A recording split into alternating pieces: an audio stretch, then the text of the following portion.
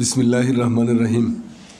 এখানে সাবজেক্টে তিনটা জিনিস আছে। একটা হলো বাংলা সাহিত্যের উত্তরাধিকার, একটা হলো 19 শতক, আর একটা হলো আল মাহমুদের কাব্যধারা ও বিশ্বদৃষ্টি। আমি একটা করে ধাপ ধরে ধরে আসতেছি তোমাদের একটা ধারণা দেওয়ার জন্য। মূল সাবজেক্ট কিন্তু আল মাহমুদ। তো প্রথম কথা হলো যে বাংলা 19 শতকের যে ধারা, 19 শতকের ধারা পুরোটা ছিল ঔপনিবেশিক ধারা।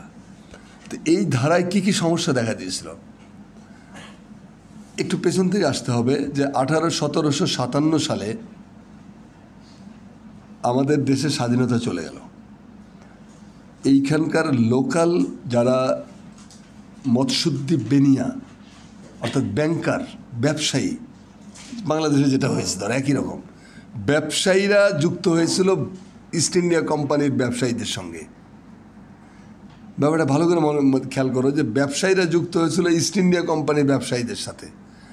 জগৎ শেঠ ছিল এদিকের নেতা, ওদিকে নেতা ছিল ক্লাইভ। এখানে তোমাদেরকে আরেকটু কথা বলে রাখি যে আমি কিন্তু খুব ভাগ্যবান একজন মানুষ।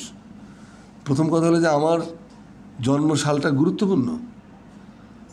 1757 সাল পলাশির ট্র্যাজেডি, 1857 সাল প্রথম সর্বাত্মক স্বাধীনতার যুদ্ধ, 1957 সালে আমার জন্ম।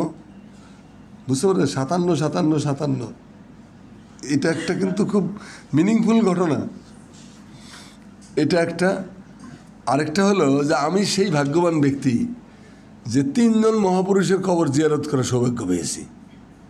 এর একজন হলেন সিরাজদৌলা, তার কবরের পাশে বসে অশ্রুসিক্ত হয়েছি। এবং আমার সিরাজউদ্দৌলা নামে একটা কবিতা আছে, সেটা আমি শুনিয়েছি এবং প্রায় একটা দিন কাটিয়েছিলাম সিরাজের কবরের পাশে বসে বসে। ভালো লেগেছিল আমার। আর একটা হলো যে মুর্শিদাবাদ শহরের যে জায়গাটায় এখন তোমার মির্জাফরের কবর বা তার প্যালেস, এই জায়গাটার নাম কিন্তু এখন আর আগে ছিল জাফরাগঞ্জ, এখন ওই জায়গাটার নাম হলো নিমক হারাম দেউরি। নিমক হারাম দেউরি অফিসিয়াল নাম। আমার একটা বই আছে পলাশির ট্র্যাজেডির 234 বছর পর, সিরাজদৌলা মুর্শিদাবাদ। এটা মার্কেটে অনলাইনে সার্চ দিলে পেয়ে যাবে। এই বইটা তোমাদের পড়ে নিতে আমি অনুরোধ করি, ঔপনিবেশিক শাসন কাঠামো থেকে কিছুটা বোঝার জন্য। আর বদরুদ্দিন উমর কদিন আগে মারা গেলেন। বদরুদ্দিন উমর একটা বই আছে চিরস্থায়ী বন্দোবস্তে বাংলার কৃষক সমাজ।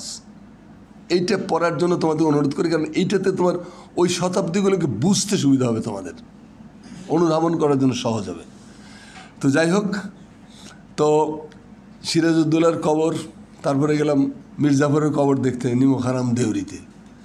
তো নিমক হারাম দেউরিতে আমার সাথে যে ছিল সে মির্জাফরের কবরের উপর ঠ্যাং তুলছে। ঠ্যাং তুলে আমাকে বলে একটা ছবি তোলেন। আমি বলে তার ঠ্যাং না, মানে বৃষ্টি লাগতেছে। কারে কি বলে, সারা জীবনের স্বপ্ন দেখেছি ওর কবরের উপর ঠ্যাং তুলে আমি ছবি তুলতেছি, এটা আমার ড্রিম। এইখান থেকে আমাকে সরাবেন কেন? আমরা তবুও বিইং এ মুসলিম এই অসৌজন্যমূলক কাজটা করা ঠিক না।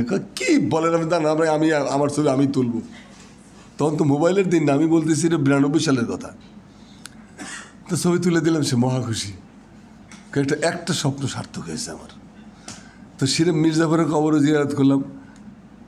আর ইংল্যান্ডে গিয়ে 95 সালে জিয়ারত করলাম হজরত মুফতি ক্লাইভ রহমতুল্লাহ আলাইহির মাজার। ক্লাইভ সাহেবের মাজার হলো তোমার কবর আর কি। এটা হলো লন্ডন থেকে চেস্টার নামে একটা শহর আছে, চেস্টার থেকে একটা গ্রাম আছে, ওখান থেকে প্রায় 200 কিলোমিটারের মধ্যে যেতে হয়। এই গ্রামটা, এটা হলো ওয়েলস এবং ইংল্যান্ডের সীমান্তে। ওয়েলস আর ইংল্যান্ডের সীমান্তে যে গ্রামে ক্লাইভের কবর, সেই গ্রামটার নাম হলো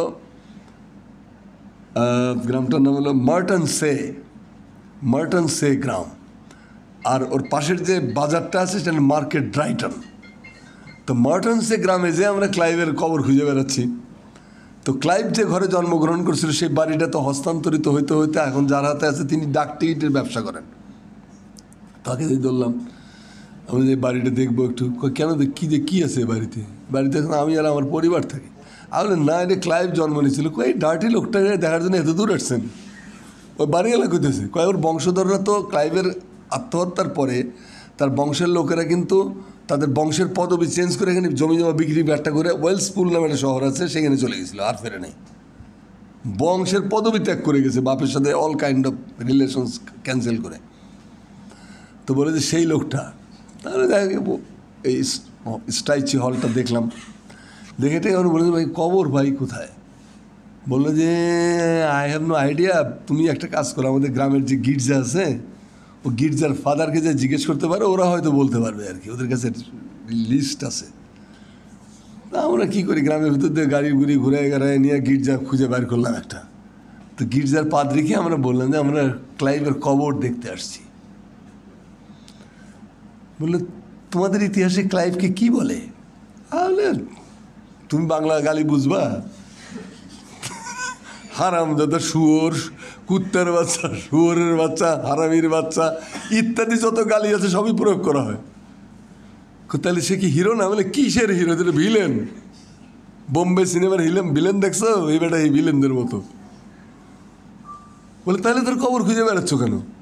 বলে আরে এত বড় একটা জিনিস আমাদের জীবনটা বরবাদ করে দিয়ে আসছে, এখনও আমরা তোমাদের লেগেসি ক্যারি করতেছি, উপনিবেশিক মন মানসিকতার দ্বারা আমাদের মাথা এখনও পরিপ্লাবিত, এই একটা লোকটার দ্বারাই তো, ওইটা দেখার জন্য আর কি। আচ্ছা আসো। তো মেইন রাস্তাতে গির্জায় যাওয়ার হলো ছোট রাস্তা আর কি। ওই রাস্তা দিয়ে গির্জায় ঢুকতে যায়, সে আবার ওহো পিছিয়ে আসলো, পিছিয়ে একটা চক দিয়ে দাগ দেওয়া একটা জায়গা দেখালো, আর একটা কবরটার উপর দিয়ে হেঁটে গেলাম আমরা। বলে যে এটা হলো ক্লাইভের কবর। তাহলে কি বলো, রাস্তার মধ্যে? হ্যাঁ। বলে এখানে মানুষ সারাক্ষণ যাচ্ছে আসতেছে, হ্যাঁ পায়ের পাড়াচ্ছে তাকে। তাহলে এটা কি বিষয়? কয় শোনো, ক্লাইভ তো সুইসাইড করেছিল। খ্রিস্টান ধর্ম অনুযায়ী আত্মহত্যা হলো মহাপাপ। এই পাপের কাজ করেছে সে, ঈশ্বরের আদেশকে লঙ্ঘন করে। অতএব এই পাপিষ্টের তো বেহেশতে জায়গা হবে না, হেভেনে জায়গা হবে না। তো সেই জন্য আমরা সবাই মিলে তার কবর দিয়েছিলাম। এই রাস্তার যে পুণ্যমানরা যারা গির্জায় যাবে, তাদের পায়ের ধুলায়, তাদের পায়ের চাপে যদি ওর কিছু গুনাহ মাফ হয় আর কি। আমি যে মিস্টার পাদ্রী, এটা কি কিয়ামত পর্যন্ত চলতেই থাকবে এই পদপীড়ন? হ্যাঁ চলতেই থাকবে। আমি ওখানেই 2 রাকাত নামাজ পড়ে ফেলাইলাম। বললাম মাবুদ, এই দৃশ্য তুমি আমাকে দেখাইছো, হারামজাদাকে সারা জীবন মানুষ পারাবে। সত্য ঘটনা। তো পাদ্রী খুব খুশি হলো আমার সাথে ক্লাইভ নিয়ে আলোচনা করে, আমাদের ইতিহাসেও সে খুব ভিলেন। যাই হোক, এই যে পলাশির এই গল্পগুলো বললাম তোমাদের বোঝার জমিদার জন্য, যে কার কী অবস্থান পৃথিবীর ইতিহাসে এখন। তো 19বিংশ শতাব্দীটা হলো পুরোপুরি উপনিবেশিক শাসন দ্বারা একেবারেই উৎপীড়িত। 5-6টা জিনিস ঘটানো হয়েছিল 19বিংশ শতাব্দীতে মুসলমান সমাজকে টাইট দেওয়ার জন্য, ধ্বংস করে দেওয়ার জন্য। একটা ছিল যে মুসলিম জীবন এবং অভিযাত্রী ইংরেজরা 1757 সালের পরে তারা ঠিক করে নিয়েছিল যে তাদের প্রধান শত্রুকে, কারা তাদের জন্য থ্রেট হতে পারে, হুমকি হতে পারে। এই প্রধান শত্রু হিসেবে তারা চিহ্নিত করেছিল মুসলিম কমিউনিটিকে। মুসলিম কমিউনিটিকে প্রধান শত্রু হিসেবে চিহ্নিত করলো। এই চিহ্নিতকরণের পরে তারা প্রক্রিয়া বার করলো যে কী প্রক্রিয়ায় এই সমাজটাকে ডিস্ট্রয় করতে হবে। তো তারা প্রথমেই ঠিক করলো যে এটাকে ক্যাপ্টেনলেস করতে হবে। একটা শিপ যখন সমুদ্রে যাবে, তার যদি কোনো ক্যাপ্টেন না থাকে, সেই শিপ কোথায় যাবে? তার হালটা যদি না থাকে, হাল ধরার যদি লোক না থাকে, সেটা তো এলোমেলোভাবে সমুদ্রে ভেসে বেড়াবে।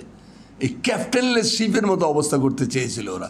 অর্থাৎ সমাজের যে এলিট সোসাইটি, যারা অভিজাত শ্রেণী, যারা সমাজকে পরিচালনা করে, নিয়ন্ত্রণ করে, এটাকে ধ্বংস করো।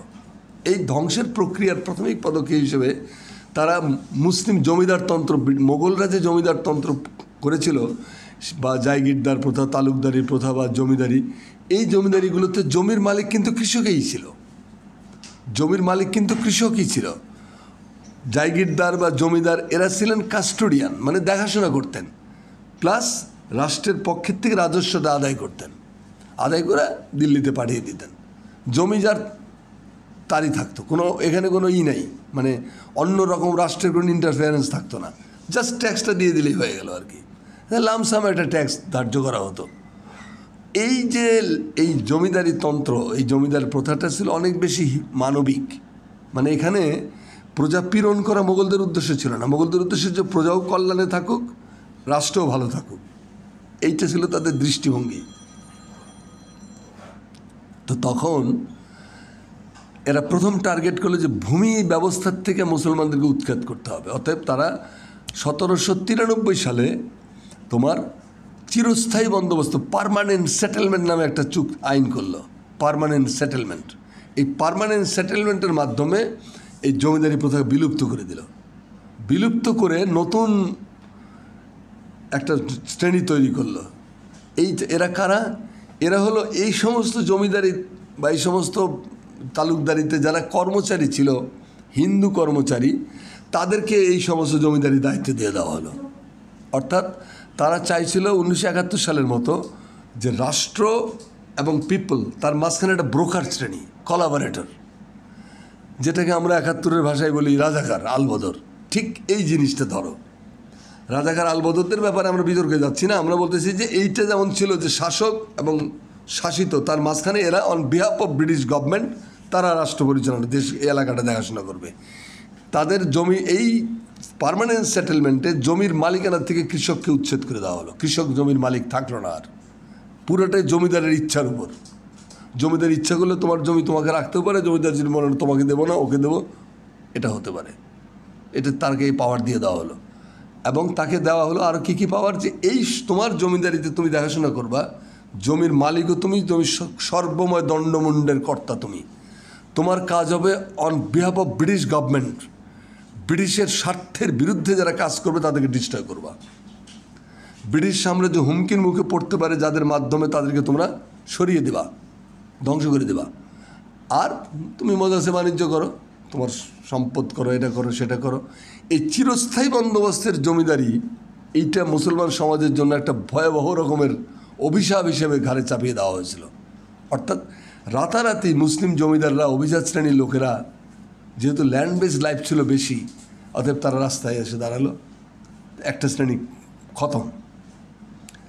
2 নম্বর হলো যে এই যে মসজিদ মাজারগুলো তোমরা দেখতে পাও এখন বাংলাদেশে, এখন হয়তো আমরা অনেকেই মাজারের উপরে আক্রোশ দেখাই বা নানান ধরনের অন্যায় করি বা যেটা অসৌজন্যমূলক কাণ্ড কারখানা করি।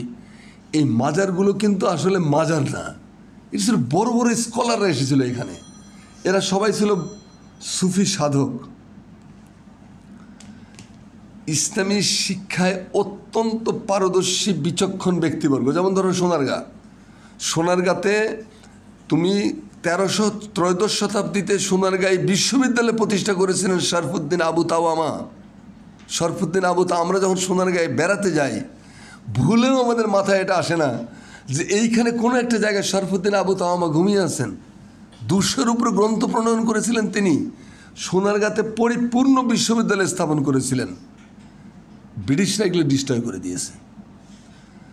তো রাজা গণেশের হাতে সোনারগাঁয়ের সবচেয়ে বেশি ক্ষতি হয়েছিল।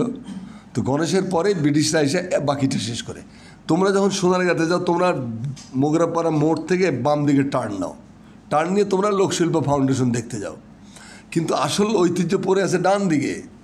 এইখানে এসে ডানপন্থী হবা, ডানপন্থী হলেই ঢুকে যেতে পারবে কোথায়?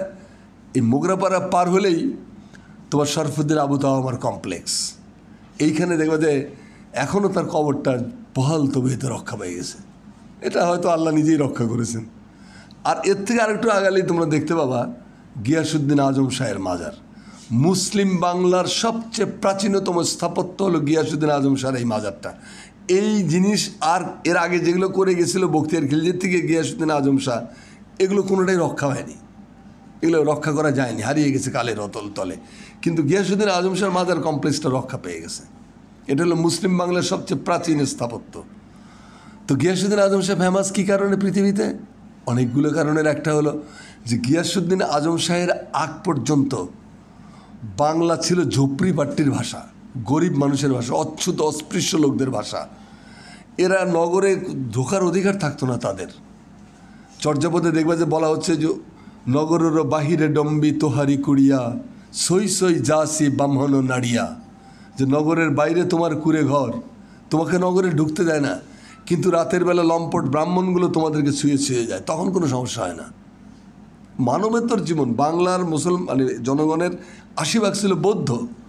এই বৌদ্ধদের বৌদ্ধদের হত্যা করা সেনরা মনে করেছিল এটা হলো পুণ্য কাজ। জেনোসাইড চালিয়েছিল সেনরা। পাহাড়পুর, লালমাই, ময়নামতি, রামপাল এই সমস্ত বৌদ্ধ বিহারগুলো গুড়িয়ে দিয়েছে। এগুলো ছিল জ্ঞান চর্চার কেন্দ্র, অবশ্যই বৌদ্ধ ধর্ম ভিত্তিক জ্ঞান চর্চার কেন্দ্র, এগুলোকে গুড়িয়ে দিয়েছিল সেনরা। তো যাই হোক, তো এই যে অস্পৃশ্যিত মানুষগুলোর মানবাধিকার হরণ করা হয়েছিল, নাগরিক অধিকার হরণ করা হয়েছিল, সম্পদের অধিকার হরণ করা হয়েছিল, সম্মানের অধিকার হরণ করা হয়েছিল। অর্থাৎ এবং দিনের বেলা তাদের নগরে ঢুকতেও পারতেন না। রাজা বা ব্রাহ্মণ কায়স্থরা যখন ঘরে ঢুকে যেতেন তখন তারা নগর পরিষ্কার করার জন্য যেতে পারতো, এর আগে তাদেরকে ঢুকতে দেওয়া হতো না।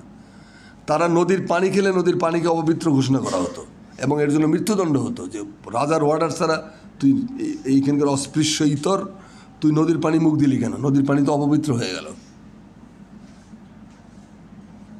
কোনো সম্মান বলতে কিছু ছিল না এখানকার মানুষদের। 80% লোকের কোনো অধিকার ছিল না কিছু করার।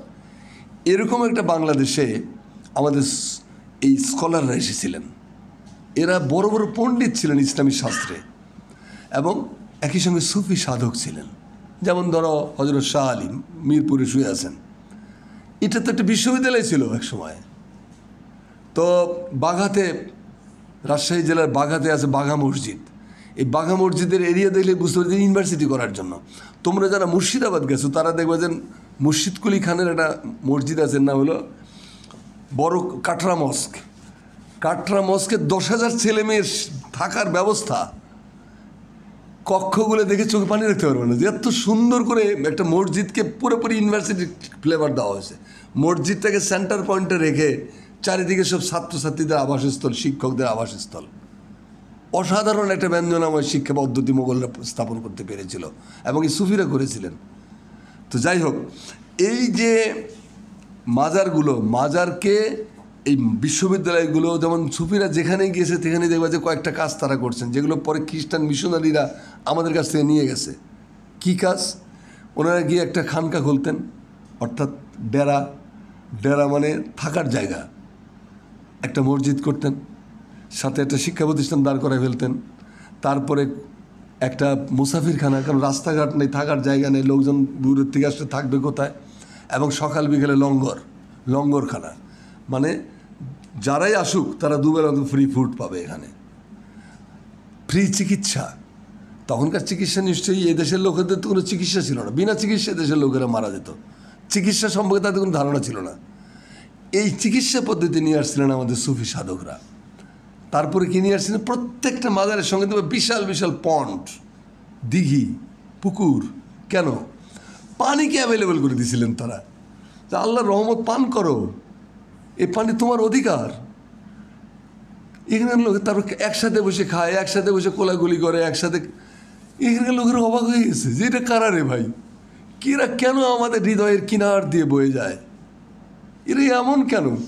অত খাইতে বসছে সবাই, এর 2-3 দাঁড়ায় আছে দূরে, আসো আসো না, মানে আমরা তো অস্পৃশ্য। বলে কে বলছে তোমরা অস্পৃশ্য? তুমিও মানুষ, আমরা, আসো আমাদের সাথে বসে যাও। এখানের লোকেরা কে দেখে আকুল হয়ে যেত আমার ধারণা আর কি, যে এও কি সম্ভব? আমরা তাহলে ইতর নই, আমরাও মানুষ। এই মানুষের মর্যাদাটা ফিরিয়ে দিয়েছিলেন আমাদের সুফি সাধকরা এবং আল্লাহর যে প্রেমময় সত্তা সেটাকে সামনে থ্রো করেছিলেন। আল্লাহর কঠোরতার দিকটাকে তারা কম উপস্থাপন করেছেন। তো এই যে মাজার, মসজিদ, শিক্ষা প্রতিষ্ঠান, ইউনিভার্সিটি, এই সেবা কার্যক্রমটাই পরবর্তীকালে ব্রিটিশরা এটা আফ্রিকাতে প্রয়োগ করেছিল পাদ্রীদের মাধ্যমে। এটা মূলত বাংলার সুফিদের কাছ থেকে ধার করা। সুফিরা একই সঙ্গে খানকা, মসজিদ, শিক্ষা প্রতিষ্ঠান, দাতব্য চিকিৎসালয়, তারপরে তোমার লঙ্গরখানা, মুসাফিরখানা এবং পানির পর্যাপ্ত সুবিধা, এতগুলো সুযোগ সুবিধা করে দেন। এগুলো পরিচালনার জন্য মোগলরা একটা মাজার বা একটা মসজিদ, একটা শিক্ষা প্রতিষ্ঠানকে কেন্দ্র করে মোগলরা ধরো 20টা গ্রাম এখানে ওয়াকফ করে দিয়ে দিল।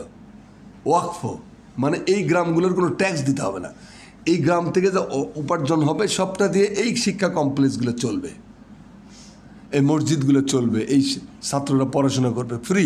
রাষ্ট্রের তরফ থেকে সমস্ত শিক্ষা প্রতিষ্ঠানের ছিল ফ্রি করে দাও। অসাধারণ একটা শিক্ষা ব্যবস্থা দাঁড় করিয়েছিল মোগলরা। মোগলদের যে 1857 সালে যখন দিল্লির পতন হয়, দিল্লির পতনে মাদ্রাসায় রহিমিয়া, আমরা তো আমাদের খাতায় তো নামই নাই মাদ্রাসায় রহিমিয়ার। মাদ্রাসার রাহিমিয়াতে যে বই পাওয়া গেছিলো সেটার পরিমাণ ছিল 1,26,000। 1,26,000 স্ক্রিপ্ট পাওয়া গেছিলো মাদ্রাসার রহিমিয়ার লাইব্রেরিতে। পুরোটা জ্বালিয়ে দিয়েছিল ইংরেজরা। আর এই হিন্দুরা এগুলোকে, সিপাহীরা এগুলোকে জ্বালিয়ে দিল্লির রাতের বেলা শীত দূর করতো আর কি। স্ক্রিপ্ট নিয়ে এসে আগুন দিয়ে পুড়িয়ে এই কাজ করেছে। উইলিয়াম ডাল রিম্পেলের একটা বই আছে, উইলিয়াম ডাল রিম্পেল, তার বইয়ের নাম হলো দ্য লাস্ট মোগল। এটা তুমি পড়লে তোমাদের আইডিয়াটা হয়ে যাবে যে কী ঘটেছিল সেদিন। তো এত বড় একটা বিশ্ববিদ্যালয়, বলা হচ্ছে মাদ্রাসা, আসলে এগুলো জামিয়া আর কি, মানে ইউনিভার্সিটি। তো এই বাংলাদেশে তোমার ধরো বাঘাতে, কুসুম্বাতে, তারপরে তোমার সোনা মসজিদকে কেন্দ্র করে সোনারগাঁয়ে, মিরপুরে, এগুলো সব ইউনিভার্সিটি হয়ে গেছিলো, বিরাট বিরাট। এইতে পরিচালনার জন্য ওয়াকফ করে দিয়েছিল মোগলরা। এই ওয়াকফ সম্পত্তিগুলো ইংরেজরা চোখে পড়লো। ওরা বলে যে এগুলো হলো মুসলমানদের এডুকেশনাল অ্যান্ড কালচারাল হাব, এখানে ডিস্ট্রয় করতে হবে, শিক্ষার থেকে এদেরকে উৎখাত করো। বাস ওয়াকফ স্টেট বাতিল করে দেওয়া হলো। রাতারাতি সমস্ত শিক্ষা প্রতিষ্ঠানগুলো ধ্বংস হয়ে গেল। খাবার নেই, টাকা নেই, অর্থ নেই, কী দিয়ে কী করবে।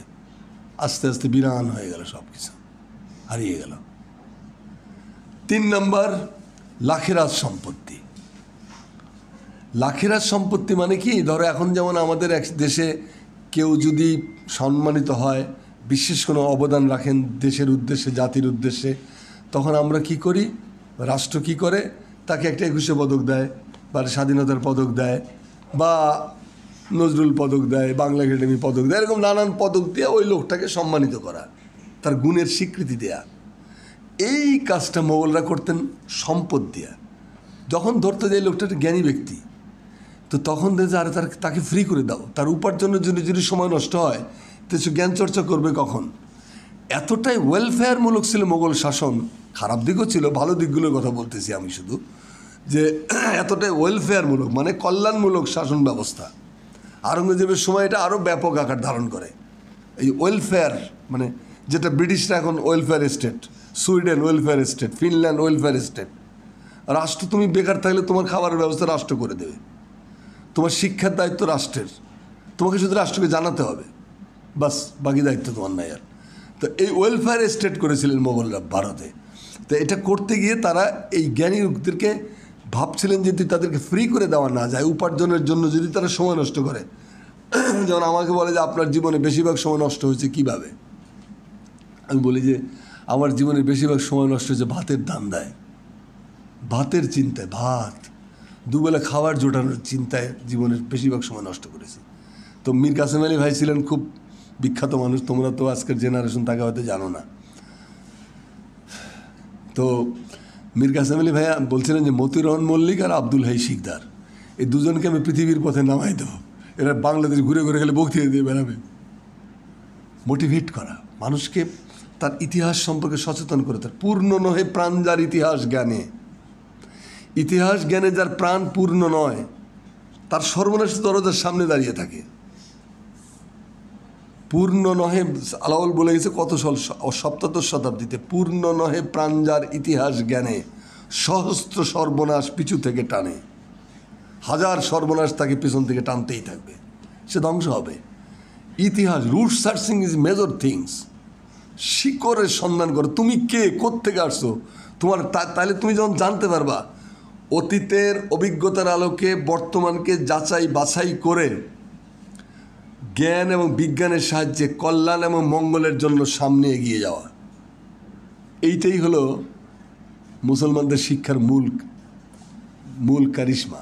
এটা আধুনিকতার সংজ্ঞা। তো যাই হোক, তো এই যে জ্ঞানী ব্যক্তিগুলো, তাদের যাতে পিছনে কোনো টান না থাকে, তাদেরকে ফ্রি করে দাও। অতএব ধরো একটা গ্রাম তাকে দিয়ে দেওয়া হলো রাষ্ট্রের তরফ থেকে, যে এই গ্রামের ট্যাক্স টুক্স যা আছে সব তুমি নেবা, বিনিময়ে তোমার কাজ হলো জ্ঞান চর্চা করে দাও। এটাকে বলে লাখেরাজ সম্পত্তি, মানে যারা খেরাজ দিতে হয় না। খেরাজ মানে হলো ট্যাক্স, মানে খাজনা। খাজনার থেকে শব্দটা আসছে খেরাজ। তো খাজনা ফ্রি করে দেওয়া হলো এবং এই জমিটা ওনাকে ডোনেট করে দেওয়া হলো। এটা ওনার বংশানুক্রমভাবে তারা এটা এনজয় করবে। এই লাখেরাজ সম্পত্তি বাজেয়াপ্ত করে দেওয়া হলো। বাজেয়াপ্ত করে দেওয়ার ফলে জ্ঞানী গুণীরাও রাস্তায় এসে দাঁড়ালো, কিচ্ছু নাই আর করার, কারণ ল্যান্ড বেস লাইফ, তো ইন্ডাস্ট্রি নেই, মিল নেই, ফ্যাক্টরি নেই, কৃষিভিত্তিক জীবন ছিল বাংলার, ভারতের, সর্বভারতীয় বা বাংলাতে তো বটেই। এগুলো করার পরে যখন একেবারেই মানে মাটির নিচে এসে দাঁড়ায়, মাটির লেভেল তৃণমূল কংগ্রেসের মতো অবস্থা, নিচে নেমে গেছে আর কি, সেই সময় ইংরেজরা 1817 সালে হিন্দু কলেজ প্রতিষ্ঠা করলো কলকাতায়। হিন্দু কলেজ প্রতিষ্ঠার পিছনে ছিল যে এদেশের লোকদেরকে জ্ঞান বিজ্ঞান আধুনিকতার সঙ্গে পরিচিত করিয়ে দেওয়া এবং সুশিক্ষিত একটি মিডল ক্লাস, মধ্যবিত্ত সম্প্রদায়, একটা মিডল ক্লাস তৈরি করো। এই তৈরি করার পিছনে তাদের মতলবটা কী ছিল? যে এরা প্রশিক্ষিত হবে, সুশিক্ষিত হবে, কিন্তু ঔপনিবেশিক শাসন কাঠামোকে রক্ষার জন্য কাজ করবে। ভালো করে চিন্তা করো যে ঔপনিবেশিক শাসন কাঠামো, এরা শিক্ষিত হবে, উচ্চশিক্ষিত হবে, জ্ঞান বিজ্ঞান চর্চা করবে, বাট তাদের কাজ হবে ব্রিটিশ রাষ্ট্র কাঠামোকে ঠিক রাখা। এইরকম একটা দালাল শিক্ষিত শ্রেণী তৈরি করার চেষ্টার জন্যই হিন্দু কলেজের প্রতিষ্ঠা করেছিল তারা। ট্র্যাজেডিটা হলো, হিন্দু কলেজ যখন প্রতিষ্ঠা হলো তখন এই হিন্দু কলেজে মুসলমান ছাত্রদের প্রবেশাধিকার নিষিদ্ধ করে দেওয়া হলো আনঅফিসিয়ালি। একটা মুসলিম ছাত্র হিন্দু কলেজে কোনোদিন প্রবেশ করতে পারে নাই, কোট আনকোট। ফলে আধুনিক জ্ঞানের সঙ্গে মুসলমানদের আত্মীয়তা করার যে সুযোগটা আসছিল সেটাও বন্ধ করে দেওয়া হলো। বন্ধ করে দিয়ে এই হিন্দু কলেজ থেকে যখন মিডল ক্লাস শিক্ষিত শ্রেণী ডেভেলপ করে গেল, তখন 1835 সাল, 1817 সালে হিন্দু কলেজ, 1835 সালে ধরো যে ঘটনাটা বলবো আমি, সেটা কী ছিল? 1835 পর্যন্ত ভারতবর্ষের রাষ্ট্রভাষা ছিল ফার্সি, সরকারি ভাষা ছিল ফার্সি।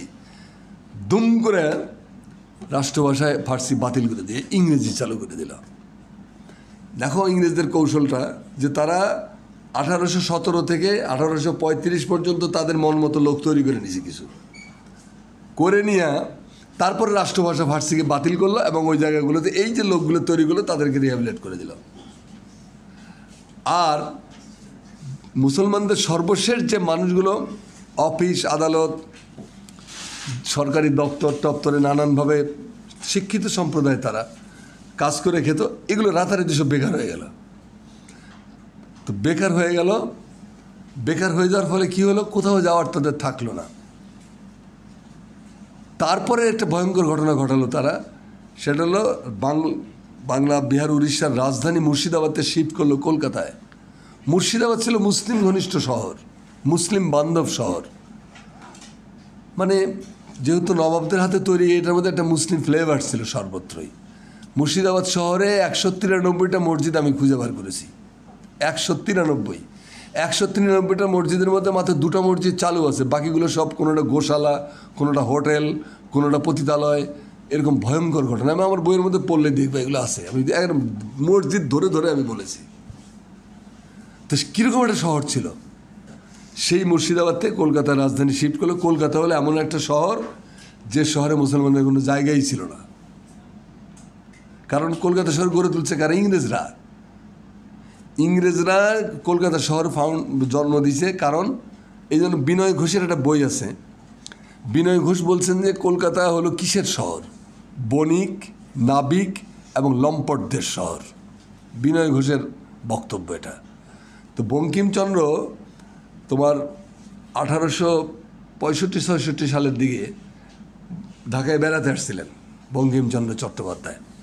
তো বেড়াতে এসে কলকাতায় ফিরে যেয়ে তিনি একটা আর্টিকেল লিখছিলেন। তিনি বলছিলেন যে ঢাকায় গিয়ে কি দেখিলাম, ইহা আমাকে অনেকেই জিজ্ঞাসা করে। তো ঢাকায় গিয়ে 3টি দ্রব্য দেখিলাম, কাক, কুকুর এবং মুসলমান। বঙ্কিমচন্দ্রের ডায়লগ কোট আনকোট বলতেছি আমি।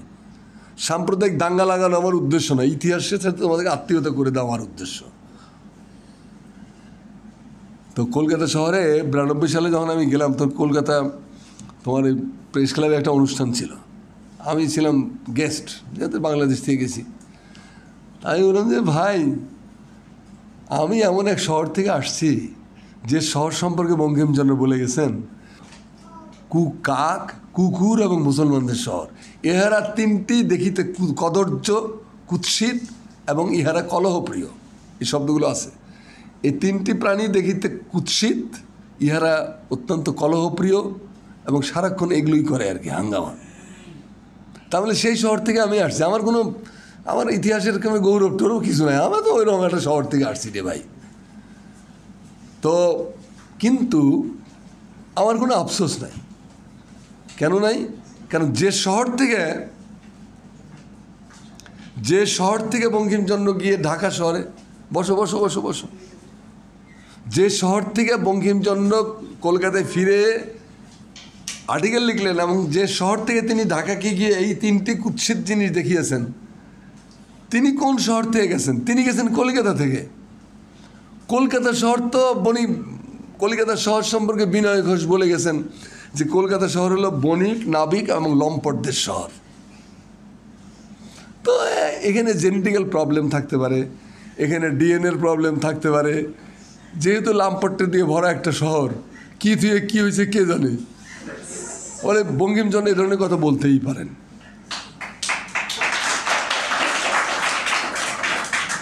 না, হাততালি দেওয়ার জন্য আমি বলি নাই, তোমাদের বোঝানোর জন্য। আরেকটা হলো যে হুমায়ুন আজাদ নামে বাংলাদেশে একজন বিখ্যাত ব্যক্তি ছিলেন না, হুমায়ুন আজাদের বাসায় কবি ফরহাদ মাজার আমাকে একদিন জোর করে ধরে নিয়ে গেছে। আমি বললাম, ফরহাদ ভাই আমি যাব না, ওই শালাকে আমি দু চোখে দেখতে পারি না, আমি যাব না। আরে কী ব্যাপার, চলেন তো যাই, তর্ক করবো সামনাসামনি বসে কফি খেতে খেতে। কফি তো একবার খাওয়াইছো, আর তো নাই কফি না? আচ্ছা ঠিক আছে, তো তর্ক করবো। ফরহাদ ভাই আবার এই অভ্যাসটা ভালো যে ঠিক আছে ওর সাথে তর্ক করবো আমরা, আপনি আমি আর ও দেখি, আমরা তর্ক করে দেখি কোথাও পৌঁছতে পারি কিনা। গেলাম আর কি। তা আমাকে দেখেই দরজা খুলছে একটা লোক, একটা মানুষ, নতুন একটা লোক, তার বাড়িতে প্রথম অতিথি আসছে। আমাকে দেখেই বলে, আব্দুল হাই শিকদার। ওরে বাপ রে বাপ, আমি তো মনে করেছিলাম তার বিরাট বিরাট নখ, বিশাল বিশাল দাঁত, সারা গায়ে রোমশ, কিন্তু এ তো দেখি আমাদের মতো সাধারণ মানুষ। মেজাজটা খারাপ হয় না? তো আমি আর তখন কিছু বলিনি, ভিতরে বসলাম। বসে আমি বললাম, আজাদ ভাই আপনার এই ধারণা ঠিকই আছে, এটাতে আমি আশ্চর্য হইনি। কেন? আমি বললাম যে ধরেন আপনি আসছেন ডারউইনের তরিকা দিয়ে পৃথিবীতে আপনার আবির্ভাব হয়েছে ডারউইনের তরিকা দিয়ে, ডারউইনের পথ ধরে নানান জায়গায় গাছের লাফালাফি করছেন, হিনতে করতে করতে করতে করতে এনে নামছেন, কিন্তু মাটিতে নামছেন, মানুষ হয়েছেন, কিন্তু মাথায় তো গাছের স্মৃতি, ওই গাছের ডালিতে ফালাফালি ওর স্মৃতি তো রয়ে গেছে, মেমোরিতে তো রয়ে গেছে, এটা জিনের মধ্যে এটা রয়ে গেছে। কাজে আপনার পক্ষে এই সব উদ্ভট অবিশ্বাস্য ধারণা নিয়ে চলাফেরা করা সম্ভব। আমার মাথায় এরকম কোনো উদ্ভট ধারণা নেই, কারণ আমরা ভাই খারাপ লোক। বেহেশতের মধ্যে আল্লাহ আদম হরণে গেছে, খবরদার এটা কোনো খারাপ কাজ চলবে না, বুঝছস? এটা কিন্তু বেহেশত হলে কিন্তু বাইরে ফালাই দেবো। আল্লাহ খালি কইয়া ওয়ালের পাশে গেছে, আদম আর হাওয়া আল্লাহর রহমতে নিষেধাজ্ঞা অমান্য করে ফেলেছে। আল্লাহ বলে, এটা কী করলি? আদম কিন্তু শয়তানের লাইন না, আদম সমানে কান্দাকাটি করছে, মাহবুদ ভুল করে ফেলেছে, হাওয়াও কান্দে, আদমও কান্দে, ভুল করে ফেলেছে, এটা তো আমাদের কোনো দোষ নেই, তুই আমাদের মধ্যে এগুলো দিয়েছ কেন? পরস্পরকে আকৃষ্ট করার যন্ত্রপাতি না দিলে তো আমরা এগুলো করতাম না। হ্যাঁ কান্দাকাটি, কোনো তর্ক করে নেই। আল্লাহ না, বেড়ে যেত, বাইরে ফেলাই দিয়েছে, আবার কান্দাকাটি করতে করতে করতে করতে শেষ পর্যন্ত কান্দাকাটি থেকে রক্ষা, মানে আল্লাহ মাফ করে দিয়েছে। মাফ করে দেওয়ার পরে যে কাজের জন্য পৃথিবীতে আসছিল মানুষ, আদমকে ব্যস্ত থেকে বিতাড়িত করা হলো, আমরা প্রত্যেকেই কি ঘরে ঘরে সেই কাজগুলোই করি না? কাজে এটা আল্লাহর একটা কৌশল, একটা কিছু দিয়ে এদেরকে পাঠাইতে হবে পৃথিবীতে। তাই বলতে ভাই আমি তো ওরকম করে লাভ, আমাদের ধরে ঠ্যাং ধরে ফেলাইছি নিচে, ডাইরেক্ট আমাদের মাথার মধ্যে একটাই স্মৃতি, সেটা হলো বেহেশতের স্মৃতি, আর তো কিছুই নাই আমাদের মাথায়। আর আপনার মাথায় গাছের ডাল, আপনার মাথায় লেজ, আপনার মাথায় লাফালাফি, মুখ বিকৃত করা, স্তব্ধ হয়ে গেছে সে একদম। আসলে আরও কথা আছে, আমরা হলাম আদমের তরিকা, আমাদের হলো হৃদয় হলো গুরুত্বপূর্ণ।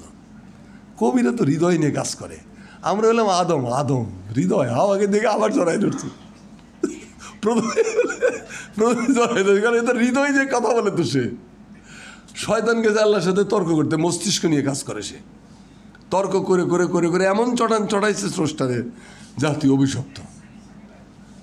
তো বুদ্ধিজীবীদের জন্ম হয়েছে শয়তানের তরিকা দিয়া, আর কবি লেখকদের জন্ম হয়েছে আদমের তরিকা দিয়া।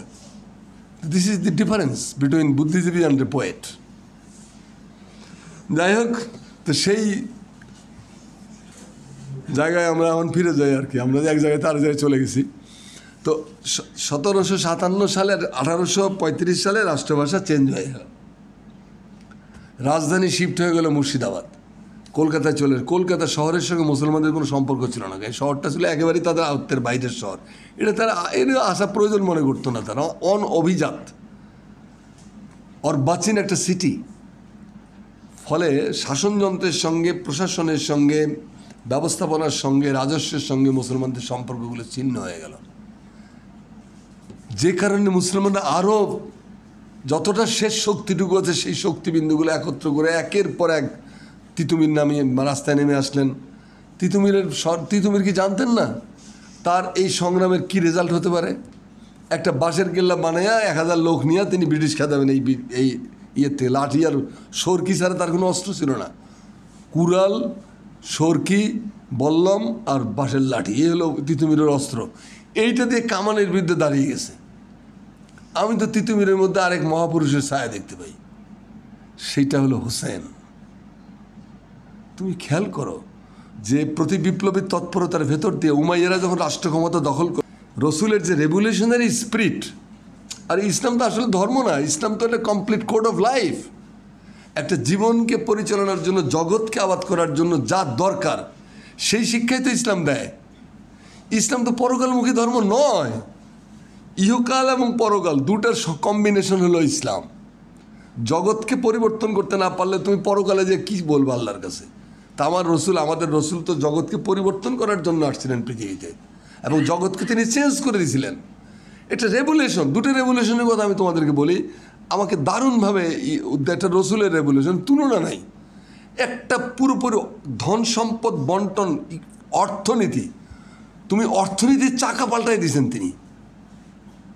অর্থনীতি ভিত্তিক যে বৈষম্য ছিল সমাজে, সে পুরোটা তছনছ করে দিয়েছেন রসুল। নতুন সিস্টেম দাঁড় করাই দিয়েছে। ট্যাক্স দিতে হবে তোমাকে, জাকাত, সাদগা, এগুলো আসলে এক ধরনের ট্যাক্স, এগুলো তোমাকে দিতেই হবে। আর কি সমাজের রাজতন্ত্র, গোষ্ঠীতন্ত্র এগুলোকে উচ্ছেদ করেছেন, প্রজাতন্ত্র কায়েম করেছেন। দেখো খেয়াল করে, পৃথিবীতে একমাত্র আমি এআইকে জিজ্ঞেস করেছিলাম, মানে বলো দেখি পৃথিবীর শ্রেষ্ঠ মানুষ হিসেবে কাকে বেছে নেব?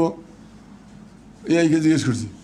এআই বলে যে তুমি ধর্ম নিয়ে কথা বলা একটু সমস্যা, কারণ প্রত্যেকেই এখানে তারা তার ধর্মের প্রতি। আমি তারও ওই বাদ দাও, তুমি আমারে বলো পৃথিবীর সবচেয়ে নির্ভুল গ্রন্থ কোনটি আজ পর্যন্ত? জন্মের পর থেকে তার একটা ডরও চেঞ্জ হয় নাই। বলে কোরআন। গুড, তুমি তো ভালো দেখি। খুবই ভালো লাগছে আমার যে এআই বলতেছে কোরআন হলো পৃথিবীর সবচেয়ে নির্ভুল গ্রন্থ, যা কখনো চেঞ্জ হয় না। আশ্চর্য ব্যাপার। যাই হোক, এই যে প্রতি বিপ্লবী তৎপরতা উমাইয়ারা রাষ্ট্র ক্ষমতা দখল করে ফেলল। তা এখন দেখো যে এই যে রাজতন্ত্র কায়েম হয়ে গেল, এর বিরুদ্ধে দাঁড়ালো কে? একটা মানুষ, হোসেন। তিনি তো সর্বশেষ শক্তি দিয়া, তিনি জানতেন না যে ইয়াজিদের বাহিনীর সাথে কারবালার মাঠে তার কি পরিণতি হতে পারে। তিনি তো ক্লিয়ার জানতেন। আসলে 70 জন সঙ্গী তার মধ্যে 30 জন বোধহয় নারীই ছিলেন। তো বাকিরা দাঁড়ালেন মাঠে, ওপাশে হাজার হাজার সৈন্য ইয়েরা দাঁড়াইছে। হোসেন কি বলছিলেন যে তোমাদের মধ্যে কি একজনও মুসলমান নাই? সবাই বলে চিৎকার, আমরা সবাই মুসলমান। তো তোমরা মুসলমান হইয়া হোসেনকে হত্যা করতে আসছো, যে ন্যায় বিচার প্রতিষ্ঠার জন্য আসছে, যে চায় খিলাফত পুনরুস্থাপন। বোঝা আমরা সব ইয়াজিদের বেতনভুক্ত কর্মচারী। বাস, তারপরে তারা কি অফার দিল তাকে, যে তুমি ইয়াজিদকে খালি খলিফা বলে স্বীকার করো, তাহলে তোমাকে সসম্মানে মদিনায় নিয়ে তোমার খাওয়া দাওয়া যা দরকার সমস্ত কিছু দেওয়া হবে, এবং তোমার কোনো সমস্যা থাকবে না। হোসেন কি বলছিলেন? হোসেন জবাব দিছিলেন যে ইয়াজিদের হাতে বায়াত গ্রহণের চাইতে তার তরবারের নিচে শাহাদাত বরণ করা উত্তম। আমাদের তিতুমির তো হোসেনের ফলোয়ার। কারবালার যুদ্ধ একটা অসম যুদ্ধ, কিন্তু এই যুদ্ধে হোসেনের প্রাণ ত্যাগ বিশ্ব ইতিহাসে নজিরবিহীন ঘটনা। 100টা মহাকাব্য তৈরি হওয়া উচিত ছিল বাংলা ভাষায়, হয় নাই। কিন্তু আমরা হয়তো নজরুলের মধ্যে পেয়েছি নীল সিয়া আসমান, লালে লাল দুনিয়া, আম্মা গো লাল তেরি খুন কিয়া খুনিয়া, কাঁদে কোন ক্রন্দশী কারবালা ফোরাতে, সে কাঁদনে আসুয়ানে সীমারেরও সোরাতে, গড়াগড়ি দিয়ে কাঁদে কচি মেয়ে ফাতিমা, আম্মা গো পানি দাও ফেটে যায় ছাতিমা। তো এটা আছে। বিষাদ সিন্ধুর মতো এপিক পেয়েছি আমরা, এপিক। আর তোমরা বলো যে বিষাদ সিন্ধুকে এত গুরুত্ব দিচ্ছেন কেন? এই জন্য গুরুত্ব দিচ্ছি যে বিষাদ সিন্ধু হলো বাংলা ভাষায় না, খালি সারা পৃথিবীর ইতিহাসে গদ্যে লেখা একমাত্র মহাকাব্য। গদ্যে লেখা মহাকাব্য, গদ্যে দিয়ে মহাকাব্য রচনা করে দিয়ে গেছে মৌলভী সাহেবরা। এর চটা, কারণ এখানে নানান উল্টাপাল্টা জিনিসপত্র আছে। তো বিষাদ সিন্ধু কি ধর্মীয় গ্রন্থ? না। ইতিহাসবিদরা চটা, কারণ ওখানে ইতিহাসের আগামাথা নাই, তার নিজের মতো করে সে ইতিহাস বানায় বলছে। ওদের ইতিহাসবিদরাও তারপর চটাকে ইতিহাস বিকৃত করেছে। আমি বলি, আরে ভাই, এটা ইতিহাসের বইও না, এটা ওই ধর্মীয় বইও না, এটা হলো উপন্যাস। উপন্যাসিকের স্বাধীনতা আছে, সে স্বাধীনতাও বহন করছে। কিন্তু এই বই হলো হোসেনের বা কারবালার আত্মত্যাগের উপর সবচেয়ে মহিমান্বিত গ্রন্থ বাংলা ভাষায়, সবচেয়ে মহিমান্বিত উপন্যাস। তো এটা আমি ধর্মগ্রন্থ পড়ার মুড নিয়ে যাবো কেন পড়তে? উপন্যাসকে উপন্যাসের মুড নিয়ে পড়তে যেতে হবে। যাই হোক, তো এই জন্য মৌলানা মোহাম্মদ আলী জওহর তিনি বলেছেন, কাতলে হোসেন আসলে মর্গে ইয়াজিদ হ্যায়। হোসেনের হত্যার ভেতর দিয়ে আসলে হোসেন মরে নেই, আসলে হোসেন ইয়াজিদ মারা গেছে। ইসলাম জিন্দা হতা হয় হর কারবালা কে বাদ। বারবার ইসলাম কারবালার রক্তের ভেতর দিয়ে জেগে ওঠে। যখনই অন্যায় আসে, যখনই অমঙ্গল ছায়া দেখা দেয়, একটা কারবালার ঘটনা ঘটে যায়। 15 বছরের ঘটনা, বাংলাদেশের পোলামানরা, তোমরা, এটা তো আল্লাহর আবাবিল। কই থেকে আসলো এই বাচ্চারা? যেটা বিএনপি পারে না, জামাত পারে না, কেউ পারে না, সবাই ফেল। সেই সময় ঝাঁকে ঝাঁকে আবাবিল পাখি নেমে এলো ঢাকার রাস্তায়। মিরাকল। ঝাঁকে ঝাঁকে আবাবিলরা হাসিনাকে খেদাই দিছে। তাজ্জব হয়ে দাঁড়ালাম ওই দৃশ্য দেখে, যেন বন্দুকের সামনে আমি চিৎকার করে কাঁদলাম। আল মাহমুদ, আমি প্রাণ ভরে কাঁদতে চাই যে বাংলার ছেলেরা দাঁড়ায় গেছে। আমি ওই মেয়েটি ট্রাকের সামনে দাঁড়ায়, পুলিশ গাড়ি আটকাচ্ছিল, যে বাচ্চা মেয়েটা হাড্ডি কটা গায়ে, ওরে দেখা করে বলছে, মা তোর পায়ের ধুলি দে আমাকে। এই কোন বাংলাদেশ? মাথার উপরে বুলেটের বৃষ্টি চলতেছে, টিয়ার সেল বাস্ট হচ্ছে, আর একটা মানুষ সেই ইয়ার মুখের রণাঙ্গনের মতো, পানি লাগবে পানি। উফ। তারপর ওই বাচ্চা ছেলেটির কথা চিন্তা করো। নবম না 10ম শ্রেণীতে পড়া ছেলেটা মাকে চিঠি লিখতেছে। উফ, ভাবলে চোখে। আমি একজন মুক্তিযোদ্ধা, 1971 সালের যুদ্ধে অংশগ্রহণ করেছি। আমার হৃদয় বিগলিত হয়েছে। এর চাইতে উত্তম চিঠি আমার জীবনে আমি পড়ি নাই। আনাসের সেই চিঠি, মা, আহা, তোমাকে বলে গেলে তুমি যেতে দিতা না। আমার বন্ধুরা সব রাস্তায়, আমার ছটফট করতেছে ঘরে, আমাকে যেতেই হবে। কাফনের কাপড় জড়িয়ে জড়িয়ে আমার বন্ধুরা রাস্তায় মিছিল করতেছে। এই মুহূর্তে তোমার ছেলে কীভাবে বাড়িতে থাকে? জীবনে অনেক ত্রুটি করেছি, ভুল করেছি, ক্ষমা করে দেওয়া। তোমার ছেলে যদি ফিরে না আসে, তার জন্য গর্ব করবা, কারণ তোমার ছেলে দেশের জন্য শহীদ হয়েছে। স্তম্ভিত হওয়ার মতো চিঠি। আমার জীবনের সাথে দামি চিঠি, মূল্যবান জিনিস আমি আর কোনোদিন পড়িনি। তো সেই বাংলাদেশ। তো আমরা ছিলাম কোথায়? তিতুমির। এই শিক্ষা আমরা পেয়েছি কারবালা থেকে, কীভাবে রুখে দাঁড়াতে হয়। সারা পৃথিবীর হিরো তো হোসেন। হোসেন হলো রিয়েল হিরো। হোসেনেরই রক্ত, হোসেনেরই ঐতিহ্য হইতে হোসেনেরই ইতিহাস আমাদের মধ্যে খেলা করে, আমাদেরকে আবার মাঠে নামিয়ে দেয়। যাই হোক, তিতুমির জানতেন। তারপরে আসলে 1857 সাল হাজী শরীয়তুল্লাহ সোশ্যাল রিফর্ম করতে গেছেন। সমাজকে বেদাত এবং যেগুলো অন ইসলামিক কর্মকাণ্ড, সেই লোকের থেকে সমাজকে রক্ষা করতে করতে তিনি আসলে কৃষক পিপুল হয়ে গেলেন। তিনি শুধু মুসলমানদের থাকলেন না, তিতুমিরও কিন্তু মুসলমানদের থাকেন এই শেষ পর্যন্ত, সকলের হয়ে গেছিল। দাড়ি রাখলে ট্যাক্স দিতে হতো জমিদারদের, এই চিরস্থায়ী বন্দোবস্তে জমিদারদেরকে। একটা মেয়েকে বিয়ে দিবা, জমিদারের যদি চোখ পড়ে তাহলে বিয়ের আগের রাতে জমিদারের কাছে পাঠাতে হবে মেয়েটাকে, তারপরে তার শ্বশুরবাড়ি যাবে।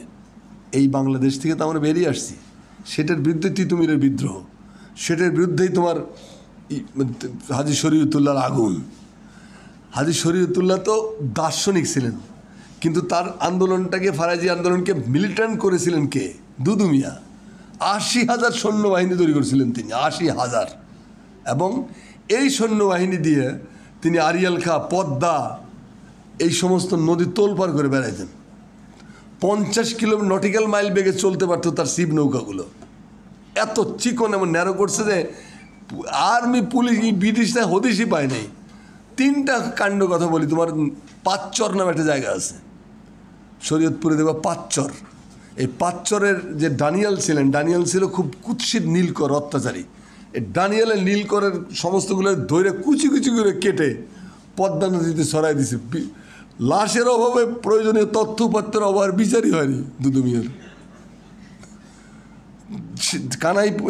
কানাইপুরের শিকদার বাড়ি, ফরিদপুরের, আমি শিকদার না, ওরা আর শিকদার জমিদার ছিল। এদেরকে একেবারে এমনভাবে নিশ্চিহ্ন করেছিল দুদু মিয়ার বাহিনী, এর অত্যাচারী জমিদার ছিল। ওই রকম ধরে নিয়ে কুচি কুচি করে কেটে পদ্মা নদীতে মিলিয়ে দিছে। কে হদিশ পায়? কোনো প্রমাণ ছাড়া তোর ফাঁসি দেওয়া যায় না। দুদু মিয়ারে বছরের পর বছর জেলে ঢুকিয়ে রাখছে ব্রিটিশরা, কিন্তু কিছুই করতে পারেনি। তো সেই দুদু মিয়া এরা যে করলো, তারপরে আসলো 1857 সাল। বাংলার আলেম সমাজ 1757 সাল থেকে 1857 সাল, এই সময়ের 100 বছরের ইতিহাসে টোটাল নেতৃত্ব কে দিয়েছে? বাংলার আলেমরা, ভারতের আলেমরা। ফজলে হক খয়রাবাদী, যিনি আন্দামানের কারাগারে, সেই সময়কার সাবকন্টিনেন্টের সবচেয়ে বড় জ্যোতির্বিজ্ঞানী, সবচেয়ে বড় আলেম, ফজলে হক খয়রাবাদীকে জেলে যেতে আন্দামানে দ্বীপান্তর। কাফনের কাপড়ের উপর সিপাহী যুদ্ধের ইতিহাস লিখে গেছিলেন। সেইটাই মূল ইতিহাস এখন, কাফনের কাপড়ের উপরে ফজলে হক খয়রাবাদী। তারপরে তোমার সিপাহী যুদ্ধের যিনি আয়োজক ছিলেন মৌলভী আহমদুল্লাহ, সিপাহী যুদ্ধের মূল আর্কিটেক্ট যিনি, তিনি মৌলভী আহমদুল্লাহ। বাকিরা তো মাঠের কাজ করেছেন, যেমন ধরো ঝাঁসির রানী লক্ষ্মীবাই, যেমন ধরো তাতিয়া টপি বা বখতিয়ার খান, এরকম যারা যারা ছিল, এরা তো মাঠে, কিন্তু অর্গানাইজটা কে করেছে? মৌলভী আহমদুল্লাহ। সিপাহী বিপ্লবের মূল আয়োজক, মূল মাস্টার মাইন্ড ছিলেন আহমদুল্লাহ সাহেব। তার নাম কিন্তু ইতিহাসে নাই। যেমন বেগম হজরত মহলের নাম নাই। অযোধ্যার রানী বেগম হজরত মহল যে জঙ্গি ভূমিকা পালন করেছিলেন, তার লক্ষ্মীবাই অবশ্যই শ্রদ্ধেয়, কিন্তু লক্ষ্মীবাইয়ের তুলনায় কোনো অংশে কম নেই, বরং অনেকাংশে বেশি। কারণ লক্ষ্মীবাই নিজের রাজত্ব রক্ষার জন্যই মূলত ব্রিটিশদেরকেই করেছিলেন, আর হজরত মহল ছিল ব্রিটিশ বিতরণের জন্য। এবং এইটা করতে গিয়ে তাকে সমস্ত জমিদারি রাজকোষাগার উন্মুক্ত করে দিয়েছেন তিনি। এবং এই একমাত্র নারী যে ব্রিটিশদের কাছে বন্দী হয়নি, সে সোজা নেপালে জঙ্গলে হারিয়ে গেছিলেন। 2 বছর আগে নেপালে গেলাম। নেপালে যাওয়ার সময় যেহেতু ইতিহাস নিয়ে ঘাটাঘাটি করি, আমি যে হজরত মহল নেপালের কোথায় গেছিলেন, ইতিহাস ঘাটতে ঘাটতে দেখি যে আরে তাকে তো দাফন করা হয় কাঠমান্ডুতে, শহরে। বিলিভ মি, আমাদের প্রোগ্রামের যে যারা অপারেটার ছিল তাদেরকে বললাম যে বেগম হজরত মহলের মাজার জিয়ারত করব। হজরত মহল হেডে গেড়া, আমরা যে মনে হেডাও তোমার যেটা কয় তুমি এটা শুনো। কাঠমান্ডুতে কয়টা মসজিদ আছে, সব কটা মসজিদের সাথে খোঁজ নাও, কোথায় হজরত মহল শুয়ে আছেন। পাওয়া গেল। কি রহস্য গৌরব! ওই হজরত মহলের ওই মাজার জিয়ারত করে যখন মসজিদে নামাজ পড়লাম, সাথে বিরাট মসজিদ হজরত মহলই বানিয়ে দিয়েছিলেন। তা আমাকে বললো যে বাংলাদেশ থেকে ওখানে নেপালি মুসলমান যারা, তারা বললো যে একমাত্র আপনি বাংলাদেশ থেকে, কত লোক আসে ট্যুরে, কোনোদিন হজরত মহলের মাজারে চৌকিও দিয়ে দেখে না। ইউ আর ফার্স্ট ম্যান, আপনার প্রথম ব্যক্তি যে হজরত মহলের মাজার জিয়ারত করতে আসছে। যাই হোক, তো তিতুমিরের আত্মোৎসর্গ দিয়ে আমরা চলে আসলাম 1857 সালে। 1857 সালে সার্বঙ্গীন অপরিকল্পিত যুদ্ধের ফল যেটা হয় তাই হয়েছিল। যেহেতু সংগঠিত ছিল না, কথা ছিল মঙ্গল পাণ্ডের পাগলামি না হলে যুদ্ধটা আরও পরে স্টার্ট করার কথা ছিল আহমদুল্লাহর, কিন্তু মঙ্গল পাণ্ডে গরম ধরে রাখতে পারেনি, ধরে রাখতে না পারে ব্যারাকপুরে বিদ্রোহ করে তুলকালাম সরা হয়ে গেল, মানে ম্যাচিউর হওয়ার আগেই জিনিসটা দিয়ে একটা মেসাকার অবস্থা হয়ে গেল। যাই হোক, শেষ পর্যন্ত সব কিছু উলটপালট হলো। তো এই পরে তো মুসলমানদের এই যে মাঝখানে আরেকটা লোকের নাম না বললে তোমাদের ঊনবিংশ শতাব্দীকে বুঝতে অসুবিধা হবে। সেই লোকটার নাম হলো মজনু শাহ। মজনু শাহর ফকির বিদ্রোহ, সাবকন্টিনেন্টের তার ফকির এবং সন্ন্যাসী বিদ্রোহ, ভবানী পাঠক এবং মজনু শাহ। সন্ন্যাসী বিদ্রোহের নায়ক ছিলেন ভবানী পাঠক, ফকির বিদ্রোহের নায়ক ছিলেন মজনু শাহ। দুইজনে ছিলেন ঘনিষ্ঠ। এরা সম্মিলিতভাবে ফকির ও সন্ন্যাসীরা ইংরেজদের বিরুদ্ধে একাধিক ফাইট করেছে। তোমার নওগাঁতে একটা গ্রাম আছে, গ্রামটার সাথে একটা বিল আছে, ওই বিলকে বলা হয় ফকির মারা বিল এখনও। কারণ এখানে শরীয়তুল্লাহর মজনু শাহর ফকিরদের সঙ্গে ব্রিটিশদের যুদ্ধ হয়েছিল, মানে হাজার হাজার তোমরা দারা শেখর একটা মুভি আছে, তোমরা দেখছো কিনা আমি জানি না, মজনু শাহ, এটা দেখে নিও, তাহলে মজনু শাহ সম্পর্কে তোমাদের ধারণা হবে আর কি। তোমাদের ইতিহাস তো অত ভালো পাওয়া যায় না। আর মহাশ্বেতা দেবীর তিতুমির উপন্যাসটা পড়ে নিও, খুবই ছোট্ট উপন্যাস, কিন্তু মহাশ্বেতা দেবীর লেখা, এটা হলো ইম্পর্টেন্ট আর কি। যাই হোক, তো 1857 সালের পরে মুসলমানদের উপর পৈশাচিক দমনপীড়ন আসলো। তোমার এই যে বাহাদুর শাহ পার্ক, যেটা জগন্নাথ বিশ্ববিদ্যালয়ের সামনে, এই জায়গাটা ছিল আসলে একটা বিশাল এরিয়া, ময়দান ছিল একটা। এই ময়দানকে বলা হতো আন্টাঘর ময়দান। আন্টাঘর, এই আন্টাঘর ময়দানে এই লালবাগ দুর্গে যে সিপাহীরা থাকতো, বাঙালি মানে এই দেশীয় সিপাহী, নেটিভ সিপাহী, এদেরকে মেরে মেরে কোনো কারণ ছাড়া, তারা বিদ্রোহ করে নাই, মেরে মেরে এই গাছে গাছে লটকায় রাখা হতো। মাসের পর মাস বিভীষিকাময় পরিস্থিতি দাঁড়িয়ে গেছিল, ভয়ের চোটে মানুষ এলাকাতে যেত না কেউ। সেইখানে ইংরেজরা পরে তাদের ভিক্টোরিয়ার হিসাবে ভিক্টোরিয়া পার্ক করলো। 1957 সালে, যে বছর আমার জন্ম, সেই বছর পূর্ব পাকিস্তানের শাসকরা এই ভিক্টোরিয়া মেমোরিয়ালকে বিতাড়িত করে ওখানে বাহাদুর শাহ পার্ক করলো। এইটা এখনও আছে। এই আন্দোলনের একজন নায়ক ছিলেন অধ্যাপক আব্দুল গফুর, এই যে কয়দিন আগে মারা গেলেন, ভাষা সৈনিক। উনিও এই বাহাদুর শাহ পার্কে করার পিছনে তার একটা ভূমিকা আছে। এরা কয়েকজনে মিলে একটা সংগঠন করেছিল এবং গভর্নমেন্টের কাছে উপর্যুপরি দরখাস্ত এবং চিঠিপত্র এবং রাস্তায় মিছিল করা, শেষ পর্যন্ত বাহাদুর শাহ পার্ক হয়ে গেল। এইটা ছিল একটা বিরাট ব্যাপার। তো যাই হোক, আমি যেটা বলতে চাচ্ছিলাম সেটা হলো যে ডব্লিউ হান্টার 1857 সালের পরে ভারতের মুসলমানদের উপর অবর্ণনীয় নির্যাতন নেমে আসে, অবর্ণনীয়। পরবর্তী 10 বছর পিষা ফেলছে মুসলমানদের একদম, বিনা কারণে গ্রামের পর গ্রাম মুসলিম মানে কচুকাটা করেছে ইংরেজরা, এবং এদের প্রধান সহযোগী ছিল অমুসলিমরা, অমুসলিম মানে সেনারা। তো এই সময়ে তোমার ডব্লিউ হান্টারের বিখ্যাত বই দ্য ইন্ডিয়ান মুসলমান এ বইটা বেরোলো। সেখানে একটা কথা লিখলেন যে আজ থেকে 100 বছর আগে ভারতবর্ষের মুসলমানরা গরিব ছিল, অশিক্ষিত ছিল, এটা কল্পনাও করা যেত না। আর 100 বছরে একটা জাতির উপরে এমন নিপীড়ন নির্যাতন আমরা করেছি, আজকে 100 বছর পরে কোনো মুসলমান সম্পদশালী আছে, লেখাপড়া জানে, এটা চিন্তাও করা যায় না। এতটা দমনপীড়ন কি একটা জাতির উপর না করলেই হতো না? ডব্লিউ হান্টারের এই বই। এরপরে একটু চৈতন্য নড়ল এবং তখন স্যার সৈয়দ আহমদ, তারপরে তোমার আমির আলী, নবাব আব্দুল লতিফ, এরা নেমে আসছে মুসলমানদের এডুকেশন করার জন্য। যাই হোক, এইখানে আরেকটা পয়েন্ট আমি বাদ রেখে গেছি, সেটা হলো যে ইংরেজরা যখন এই কাজগুলো করেছিল, ওই যে জমিদারি বাতিল, ওয়াকফ এস্টেট বাতিল, লাখেরার সম্পত্তি বাতিল, হিন্দু কলেজ প্রতিষ্ঠা, রাষ্ট্রভাষা বাতিল, মুর্শিদাবাদ রাজধানী স্থানান্তর, এই কাজগুলো যখন করেছিল ইংরেজরা, তখন তারা একটা বুদ্ধিমান জাতি, তো তারা খেয়াল করে যে আরে আমরা যে মুসলমানদেরকে পড়াশোনা করতে দিচ্ছি না, এটা তো ভবিষ্যতে আমাদের জন্য বিপদ হবে, এটা যেন খবর তৈরি হতে পারে সমাজে। অতএব ধরো পঞ্চগড়ের জঙ্গলের কিনারে একজন মৌলভী সাহেব থাকেন, তিনি মৌলানা কেরামত আলীও নন, তিনি মৌলানা হাজি শরীয়তুল্লাহও নন, আর নন অখ্যাত কোনো মানুষ।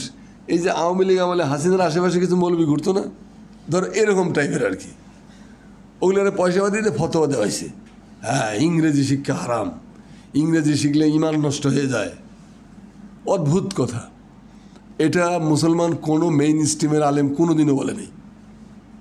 মৌলানা কেরামত আলী তার মধ্যে হাজার সালাম, গ্রামে গঞ্জে ঘুরে ঘুরে ঘুরে ঘুরে তিনি মুসলমান ছেলে মেয়েদেরকে উৎসাহিত করেছেন, পরিবারদের উৎসাহিত, পিতামাতাকে তোমাদের সন্তানদের ইংরেজি শেখাও, জ্ঞান বিজ্ঞানের দরজা বন্ধ করো না।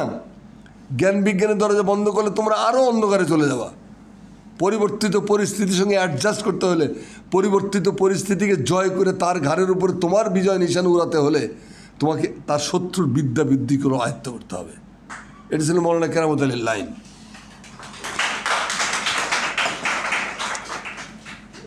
এই একটা অপবাদ দিয়ে বাংলার আলেম সমাজের বিরুদ্ধে একটা ছড়াই দিয়ে রাখছে, এটা কিন্তু ঠিক না।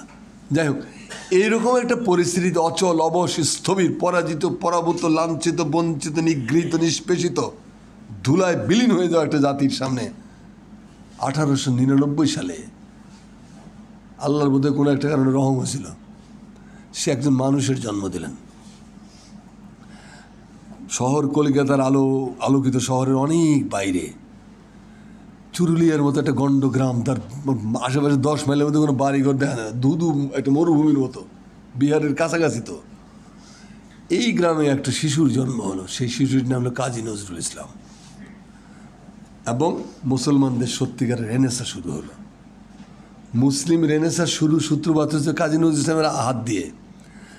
কাজী নজরুল ইসলাম ধরো 1899 থেকে 1920 সাল, এইটা হলো নজরুলের প্রস্তুতিকাল। 1920-এ যেদিন নজরুল কলকাতা শহরে পা রাখলেন, তারপরের দিনই লঙ্কাকাণ্ড, তারপর দিনই বাংলাদেশ চেঞ্জ হয়ে গেল, তারপরের দিনই বাংলা ভাষা চেঞ্জ হয়ে গেল, সব কিছু বদলে গেল। শিখ জুলাই জাগরণ, এভরিথিং চেঞ্জ হয়ে গেল। নজরুলের আগের বাংলা সাহিত্য আর নজরুলের পরের বাংলা সাহিত্যের মধ্যে আসমান জমিন পার্থক্য। ঠিক জুলাইয়ের আগের বাংলাদেশ দেখো আর এখনকার বাংলাদেশ দেখো অনেক পার্থক্য। এরকম তো নজরুলের জন্মের আগে যে কেউ জন্মায় নাই ঊনবিংশ শতাব্দীতে, তা না।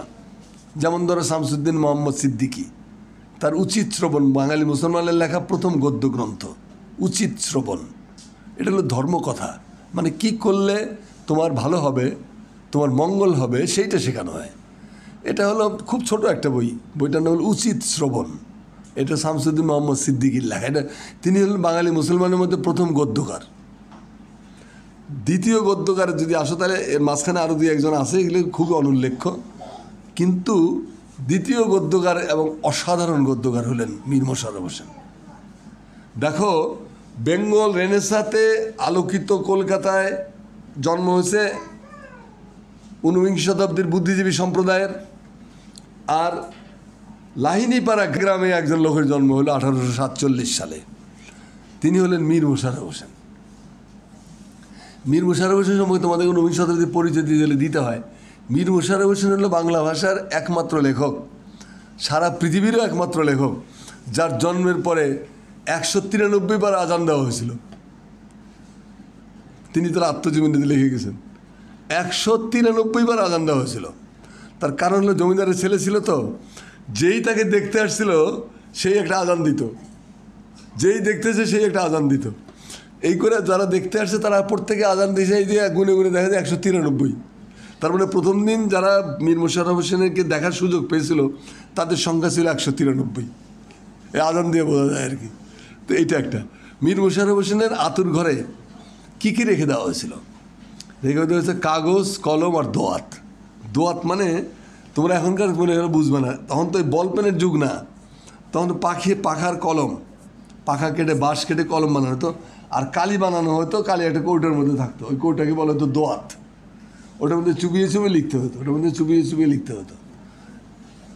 যেমন বাংলা ভাষা তথা সারা পৃথিবীর সর্বকালের সর্বশ্রেষ্ঠ একক কবিতা বিদ্রোহী।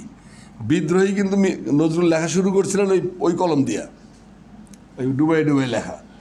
কিন্তু বিদ্রোহীর যে ফ্লো, ধরো 100-200 মাইল বেগে আসতেছে তার ভেতর থেকে, 200 মাইল বেগ তার হাত ওই কালি লিখতে লিখতে যে খেয়ে হারায় ফেলে, উনি ফেলে দিলেন, এটা ফেলে দিয়ে কাঠ পেন্সিল নিলেন, এই কাঠ পেন্সিল নিয়ে বাকি কবিতাটা লিখে ফেললেন। পৃথিবীর শ্রেষ্ঠতম কবিতাটা লেখা হয়েছিল কাঠ পেন্সিল দিয়ে, বুঝছো, ইনফরমেশন। তো মীর মোশাররফ হোসেনের আতুর ঘরে রাখা হয়েছিল কাগজ কলম আর দোয়াত, কারণ ফ্যামিলিটা চেয়েছিল যে তার ছেলে বিদ্বান হোক। আচ্ছা, মীর মোশাররফ হোসেন বড় হলেন, তার বাবার বন্ধু ছিলেন একজন নীলকর, তিনি বললেন যে তোমার ছেলেকে বিলাতে পাঠাও, ব্যারিস্টারি পড়াবো। ব্যারিস্টারি পড়ানোর জন্য মীর মোশাররফ হোসেনকে তৈরি করা হলো। কিন্তু মীর মোশাররফ হোসেনের দাদি নাতিকে নিয়ে ঘরের দরজা বন্ধ করে দিল, বলে আমার নাতিকে আমি খেরেস্তান বানাইতে দেব না। তার তখনকার দিনে ধরা হচ্ছে ওপারে সাদা চামড়ার দেশে যারা যায় তারা ভেড়া হয়ে যায় এবং তাদেরকে ওখানে খ্রিস্টান বানিয়ে রেখে দেয়। আমার নাতিকে আমি যেতে দেবো না। বলে হা হা, তোমার নাতি তো ব্যারিস্টারি পড়তে যাবে, ম্যাম ট্যাম বিয়ে করবে না, এটা চলে আসবে না, আমি দেবো না, ইমান নষ্ট হবে, এটা নষ্ট হবে। সারেন্ডার করতে হয়েছে মীর মোশাররফ হোসেনের বাপকে, তো মায়ের কাছে। দাদি কিছুতেই তাকে যেতে দিবে না, মীর মোশাররফ হোসেনের যাওয়া হলো না। তো ঊনবিংশ শতাব্দী বাঙালি মুসলমানের জীবন কাহিনীর সাথে মীর মোশাররফ হোসেন অসম্ভবভাবে জড়িত। তার এক নম্বর কারণ হলো যে বাংলা ভাষার প্রথম মুসলমানদের সম্পাদিত সাহিত্য পত্রিকা, এটার নাম কি ছিল যে বলতে পারবে 100 টাকা দেবো। মুসলমান সম্পাদিত বাংলা ভাষার প্রথম সাহিত্য পত্রিকা, এটা 19 শতাব্দীর মধ্যে। না পারলে কোনো শরমের কিছু নেই, কারণ তোমরা তো ভেতরে অত ঘাটো নাই অতটা। হ্যাঁ, সংবাদ প্রভাকরের মালিক সম্পাদক ছিলেন ঈশ্বরচন্দ্র গুপ্ত। পত্রিকা সাহিত্য পত্রিকা, এই সাহিত্য পত্রিকার সম্পাদক ছিলেন মীর মোশাররফ হোসেন। 1876 সালে এই পত্রিকাটা প্রথম বেরোয়। পত্রিকাটার নাম ছিল আজিজন নেহার। বাংলা ভাষায় মুসলমানদের সম্পাদিত প্রথম সাহিত্য পত্রিকা আজিজন নেহার। আজিজন নেহারটা কী জিনিস? মীর মোশাররফ হোসেন হলে আরেক ইতিহাস, যে বিয়ে করতে গেছে, যারে পছন্দ করতে গেছে হেরে না দিয়ে তার আর বড় বোনটারে দিয়ে দিয়েছে গছে। বাড়িতে এসে বাসর ঘরে বউ দেখে মীর মোশাররফ অজ্ঞান হয়ে গেছিলেন। এগুলো তার আত্মজীবনীতে আছে যে নববধূকে দেখিয়ে জ্ঞান হারাইলাম। হ্যাঁ, নববধূকে দেখে বাংলা ভাষায় একমাত্র লেখক যেন জ্ঞান হারাইছিলেন। এটা হলো মীর মোশাররফ হোসেন। দেখো, আল মাহমুদের সাথে মীর মোশাররফ হোসেনের একটা মিল আছে। আল মাহমুদের কিন্তু মীর বংশের লোক, মীর আব্দুস শকুর আল মাহমুদ, এটা পুরো নামটা তো তার। আর হল মীর মোশাররফ হোসেন, দুই মীর, কিন্তু গদ্যের নায়ক একজন, কবিতার নায়ক আরেকজন। তো মীর মোশাররফ হোসেনের এই পত্রিকার নামটা হচ্ছে তার প্রথম স্ত্রীর নামে। তার প্রথম স্ত্রীর নাম ছিল আজিজুন নিসা। কিন্তু এই বিয়েটা সুখের হয়নি, কারণ তার পছন্দের ছিল তার ছোটো বোন, বড় বোনটারে গছাই দিছে। এটা তখনকার দিনের সিস্টেম ছিল যে মেয়েদের দেখতে, এখন তো ওদেরকে আমরা দেখতে পাচ্ছি। বাঙালি মুসলমান, আমার মা খুবই উচ্চ অভিজাত পরিবারের সন্তান। আমার মায়ের সাথে আমার বাবার বিয়ে হয়েছিল শুধুমাত্র বোধহয় এই কারণে যে আমার বাবা ছিলেন উচ্চশিক্ষিত, নইলে আমার বাবার পক্ষে মায়ের ফ্যামিলিতে ঢোকাই সম্ভব ছিল না। খুবই লার্নার ছিলেন, 33 সালে গ্রাজুয়েশন করেছেন এগ্রিকালচারে। ছেলেটার দাম আছে না, সারা আসাম প্রদেশের মধ্যে একমাত্র মুসলিম যে গ্রাজুয়েট। তো আমার মা লেখাপড়া জানতেন না। তো পরে আমরা বলতাম, খালি কোরআন শরীফ ছাড়া মেয়েদেরকে কিছু পড়তে দেওয়া হতো না। এই কাঠমোল্লারা অনেক ক্ষতি করেছে আমাদের, বুঝছো। তার মধ্যে এটা একটা, যে মেয়েদের লেখাপড়া শিখলে মেয়েরা ধ্বংস হয়ে যায়। আল্লাহর রসিম রহমদ যে বেগম রোকেয়ার জন্ম হয়েছিল, নইলে এই অর্গল ভাঙতো গিয়ে কাউকে তো লাগতো।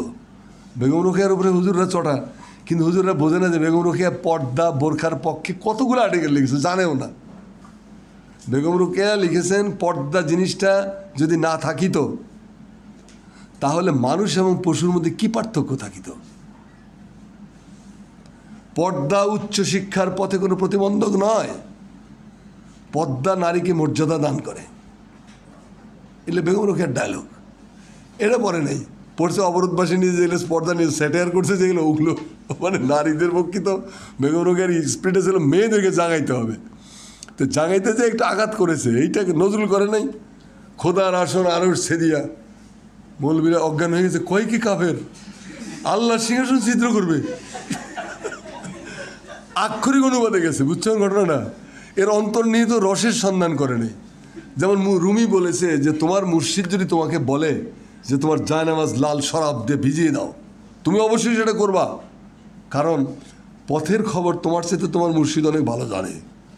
এখন এই শরাবটা কি শরাব? আক্ষরিক শরাব হলে তো কাম সারছে, কিন্তু আসলে এগুলো ওই শরাব না, এটা রূপক অর্থে ব্যবহার করা হয়েছে। যাই আমরা আবার ফিরে যাই আমাদের সাবজেক্টে। আমি কিন্তু ভূমিকা দিতেছি, আল মাহমুদ কিন্তু আছে, দেরি আছে কিন্তু। আচ্ছা ঠিক আছে, তোমরা থাকলে আমি আছি।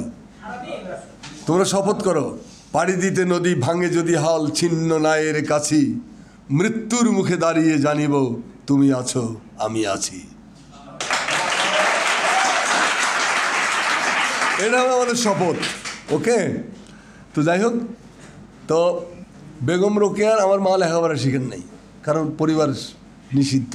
তারপর পরে বলতেন যে তুমি লেখাপড়া, তোর সমস্ত তোর জামাই এত শিক্ষিত জামাই ছিল, তুমি তো লেখাপড়া শিখতে পারতে। এত আমার আব্বা আমার মাকে সবসময় আপনি করে বলতেন, আমার মা বাবার আব্বাকে আপনি করে বলতেন। আড়ালে কী বলতো এটা আমরা জানি না, কিন্তু সামনে সামনে আপনি আপনি করে বলতেন। এবং মায়ের কাছ থেকে বিদায় না নিয়ে জীবনে কোনোদিন ঘরের বাইরে পা রাখেনি আমার বাপ। মা তো ভাই বোনরা আমরা সবাই খেতে বসছি, মা হয়তো রান্না করতে সব সাপ্লাই দিচ্ছে, আর ভাবিরা বা কাজের মেয়েরা এনে দিচ্ছে। আমরা সবাই ভাত টাত নিয়ে বসে আছি, আব্বার হাত ভাত নিচ্ছে না। তখন আমার বোনরা তো বোঝে, ভাবিরা বোঝে, যান খাবারের ওখানে যান, একটু মারে জোর করে বাড়ি, কী হয়েছে খাবার নিচ্ছেন না কেন? এবার আব্বার শুরু করে দিল। এই টাইপের প্রেম ছিল দুজনের আর কি। তো অসাধারণ একটা লাভলি পিতামাতার সন্তান হতে পেরেছি, এটা ভালো লাগছে। দুইজনের মধ্যে কি মাখো মাখো ভাব, কিন্তু কোনো আধিক্ষেত্তা নাই। বোঝার কায়দা নেই যে দুজন দুজনকে না হলে 1 মিনিট বাঁচে না। যাই হোক, তো এইরকম একটা অন্ধকার সময়ে আমরা কোথা থেকে কোথায় আসলাম, 19 শতাব্দী, মীর মোশাররফ হোসেন। তো মীর মোশাররফ হোসেনের বিলাত যাওয়া হলো না, কিন্তু তার ছোটো ভাই পরে বিলাত গেছিলেন, বিলাত যে ব্যারিস্টার মোহতেশাম হোসেন। তো এখন যেটা বলতে যাচ্ছি, 19 শতাব্দীর ধারা হিন্দু কলেজের প্রশিক্ষিতদের মধ্যে অনেক বিখ্যাত লোক ছিল, যেমন ধরো মাইকেল মধুসূদন দত্ত, অসাধারণ অসাম্প্রদায়িক মানুষ তৈরি করছে, বিশাল ব্যঞ্জনাময় বিদ্রোহী কবিত্ব। সে রামরে তুলে তুলে করে ফেলে দিছে, রামায়ণের মিথ ভেঙে ঘুরে ঘুরে ঘুরেছে। এখন পাইছে তাহলে তোর ফাঁসি দিয়ে মারতো বিজেপি, মাইকেল মধুসূদন দত্তকে ফাঁসি দিয়ে মেরে ফেলতো। অসম্ভব সুন্দর। তার বুড়ো শালিকের ঘাড়েরও এই স্যাটায়ার নাটকটা তোমরা যদি না পড়ে থাকো, বাংলা ভাষার প্রথম সার্থক ট্র্যাজেডি রচয়িতা হলো মাইকেল মধুসূদন দত্ত। তার কৃষ্ণকুমারী নাটক, এটা প্রথম সার্থক ট্র্যাজেডি। তারপরে যে স্যাটায়ার বুড়ো শালিকের ঘাড়েরও, সেখানে কি একটা মুসলিম মেয়েকে এক লম্পট জমিদার জোর করে তাকে ধরে নিয়ে গেছে, তারপরে গ্রামের লোকজন সব মিলে দিলে ওরে মানে সাইজ বানাইছে আর কি, আচ্ছা মতো ওই জমিদারকে, এইটার উপরে। তো এটা মীর মোশাররফ হোসেন বলছে যে আচ্ছা মুসলমান তারা ছুঁইলে তোমার জাত যায়, কিন্তু মেয়েটাকে তুলে এনে তাকে বেইজ্জত করতে তোমার জাত যায় না? এখন জাত যায় না, কিন্তু জাত যায় ও ছুলে পরে, জাত যায় ওকে ঘরে আসলে বসতে দাও না মুসলমানদেরকে, কেন? যাই হোক, তো এই যে মীর মোশাররফ হোসেনের দেখো, যে কলকাতার শিক্ষিতের মধ্যে মাইকেল মধুসূদন দত্ত ছিলেন, রাধানাথ শিকদার এভারেস্টের উচ্চতা ভেবেছেন, তিনিও হিন্দু কলেজের ছাত্র ছিলেন। রাধানাথ শিকদারের যে মা পাটা এভারেস্টের শৃঙ্গ ভেবেছেন, সেটা এখন পর্যন্ত নির্ভুল। অত সময় আগে কি করে এটি করতে পেরেছিলেন তিনি, বিস্ময়কর। যাই হোক, এই হিন্দু কলেজের থেকে আমাদের মহামতি হজরত মুফতি বঙ্কিমচন্দ্র রহমতুল্লাহর জন্ম। বঙ্কিমচন্দ্র রহমতুল্লাহ মিয়া কী করছে, তার বইয়ের মধ্যে তিনি আনন্দমঠের তো বিজেপির, তো বঙ্কিমচন্দ্র হলেন বিজেপির ফাউন্ডার ফাদার। বিজেপির জন্মের কাহিনী তিনি লিপিবদ্ধ করে গেছেন কোথায়? আনন্দমঠে। আনন্দমঠে লেখা গান বন্দে মাতরম, এইটাই বিজেপির জাতীয় সঙ্গীত। আনন্দমঠই হলো ওদের বাইবেল, এটাকে ওরা ফলো করে। কি ভাষা, কি নেরে খতম ইংরেজ রাজ কায়েম হইয়াছে, আনন্দ করো। নেরেরা সব দাড়ি চুল কামাইয়া হরিনাম জপিতে লাগিল। নেরে মানে মুসলমান। এটা আনন্দমঠ পড়ে দেখবা। তোমাকে বঙ্কিমচন্দ্রের মাইন্ডসেট একটা বুঝতে হলে সাম্রাজ্যবাদের দালাল এবং সমাজের অকল্যাণ ডাকার জন্য বাংলা সাহিত্যে একক ব্যক্তি হিসেবে যে লোকটা সবচেয়ে দায়ী, সেই লোকটার নাম বঙ্কিমচন্দ্র। নইলে একটা শহর দেখে যেয়ে বলতে পারে যে 3টি জিনিস দেখিলাম, কাক, কুকুর এবং মুসলমান, 3টি দেখিতে কুৎসিত, কদর্য এবং কলহপ্রিয়। এটা একটা লেখকের ভাষা হতে পারে? অত বড় লেখক যিনি কৃষ্ণকান্তের উইলের মতো চমৎকার উপন্যাস লিখেছেন, তার হাত দিয়ে কৃষ্ণচরিত লিখেছেন, অসাধারণ বই। কিন্তু এই অকামগুলো তিনি করেছেন। ব্রিটিশের কৌলিন্য, ব্রিটিশ কী করিলে খুশি হয়, সেই কাজটা তিনি করতে গেছেন। কি লিখছেন তার রাজসিংহ উপন্যাসে দেখবা যে হিন্দুর হাত যবনের রক্তে রঞ্জিত হয় নাই। যবন মানে হলো মুসলমান। যে হিন্দুর হাত যবনের রক্তে রঞ্জিত হয় নাই সে যথার্থ হিন্দুই নয়। ভাবতে পারো একবার। আর সোকল এই রেনেসার বাইরে লাহিনীপাড়ার গ্রাম থেকে একজন লোক লিখলেন, মীর মোশাররফ হোসেন লিখলেন যে যাহা খাইলে, মুসলমান সমাজের প্রতি লিখলেন, যাহা খাইলে তোমার প্রতিবেশীর ধর্মানুভূতিতে আঘাত লাগে তাহা কি না খাইলেই নয়? কি বলতেছে? কিসের কথা বলতেছে? গরু। বলছে এটা খাইলে তোমার প্রতিবেশীর ধর্মানুভূতিতে আঘাত লাগে, বাদ দাও না খাওয়া, জগতে এত কিছু খাওয়ার রয়েছে, উহা ভক্ষণ করো। দৃষ্টিভঙ্গির প্রসারতা এবং সংকীর্ণতা দেখছো পার্থক্য কি? তাহলে ওই বেঙ্গল রেনেসার সাথে এমনিতে আমাদের কোনো সম্পর্ক ছিল না। আর বেঙ্গল রেনেসার পৃথিবীর সমস্ত রেনেসার জন্ম দিছে মানব মুক্তির বার্তা, মুক্ত বুদ্ধি। রেনেসাগুলো পৃথিবীতে আসছে মুক্ত বুদ্ধি, লজিক নিয়ে আসছে পৃথিবীতে, মুক্ত বুদ্ধির চর্চা নিয়ে আসছে, নির্মোহ চোখে জগৎকে বিশ্লেষণ করার বার্তা নিয়ে এসেছে। কিন্তু বেঙ্গল রেনেসা আসছিল সাম্প্রদায়িকতা নিয়ে, মুসলমানদেরকে হেয় করার জন্য, ইতর করার জন্য, নোংরা করার জন্য মুসলমানদের বিরুদ্ধে তারা সর্বশক্তি প্রয়োগ করেছে লেখনীতে। হেমচন্দ্রের পলাশির কাব্য, নবীনচন্দ্রের ছত্রে ছত্রে ক্লাইভের নির্ঘুম রাত, ক্লাইভ নির্ঘুম রাতে পায়চারি করতেছে, আমি পারবো না, আমি যুদ্ধে যাব না। ভগবান তাকে বলতেছে তোমাকে যেতেই হবে, কুলাঙ্গার সিরাজের হাত হইতে বাংলার জনগণকে বাঁচাইতেই হইবে। চিন্তা করছে এটা আল্লাহ কয়ে গেছে। এগুলো লিখেছে তারা। এই জন্যই অক্ষয় কুমার মৈত্রের সিরাজউদ্দৌলা বইটা তোমরা পড়বা। অক্ষয় কুমার মৈত্রের লেখা সিরাজউদ্দৌলা মাস্ট, কারণ এই বই আমাকে ইতিহাসের প্রতি গভীর মনোযোগী করে তুলেছিল। এইখানে কি বলতেছেন যে কবি কাহিনী যখন ইতিহাসের মর্যাদা লাভ করে তখন সিরাজ তো চরিত্রহীনই হইবে। কবিরা যখন লেখে ইতিহাস তখন সেই ইতিহাসে যা হওয়ার তাই হয়েছে। ফাটাফাটি বই। অক্ষয় কুমার মৈত্রের এই সিরাজউদ্দৌলা আমি মনে করি আমাদের জাতীয় ইতিহাসের খুবই তাৎপর্যপূর্ণ একটা বই, এটা তোমাদের পড়া উচিত।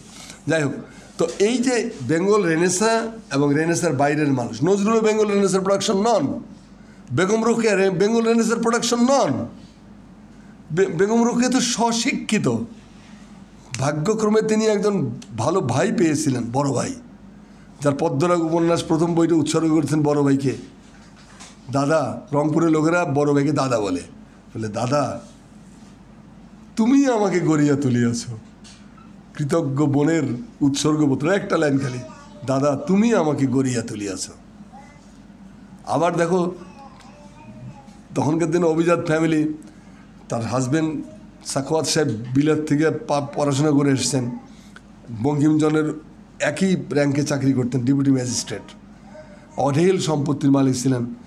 এই সাখাওয়াত সাহেব বয়সে ছিলেন বেগম রোকেয়ার সাথে 40 বছরের বড়,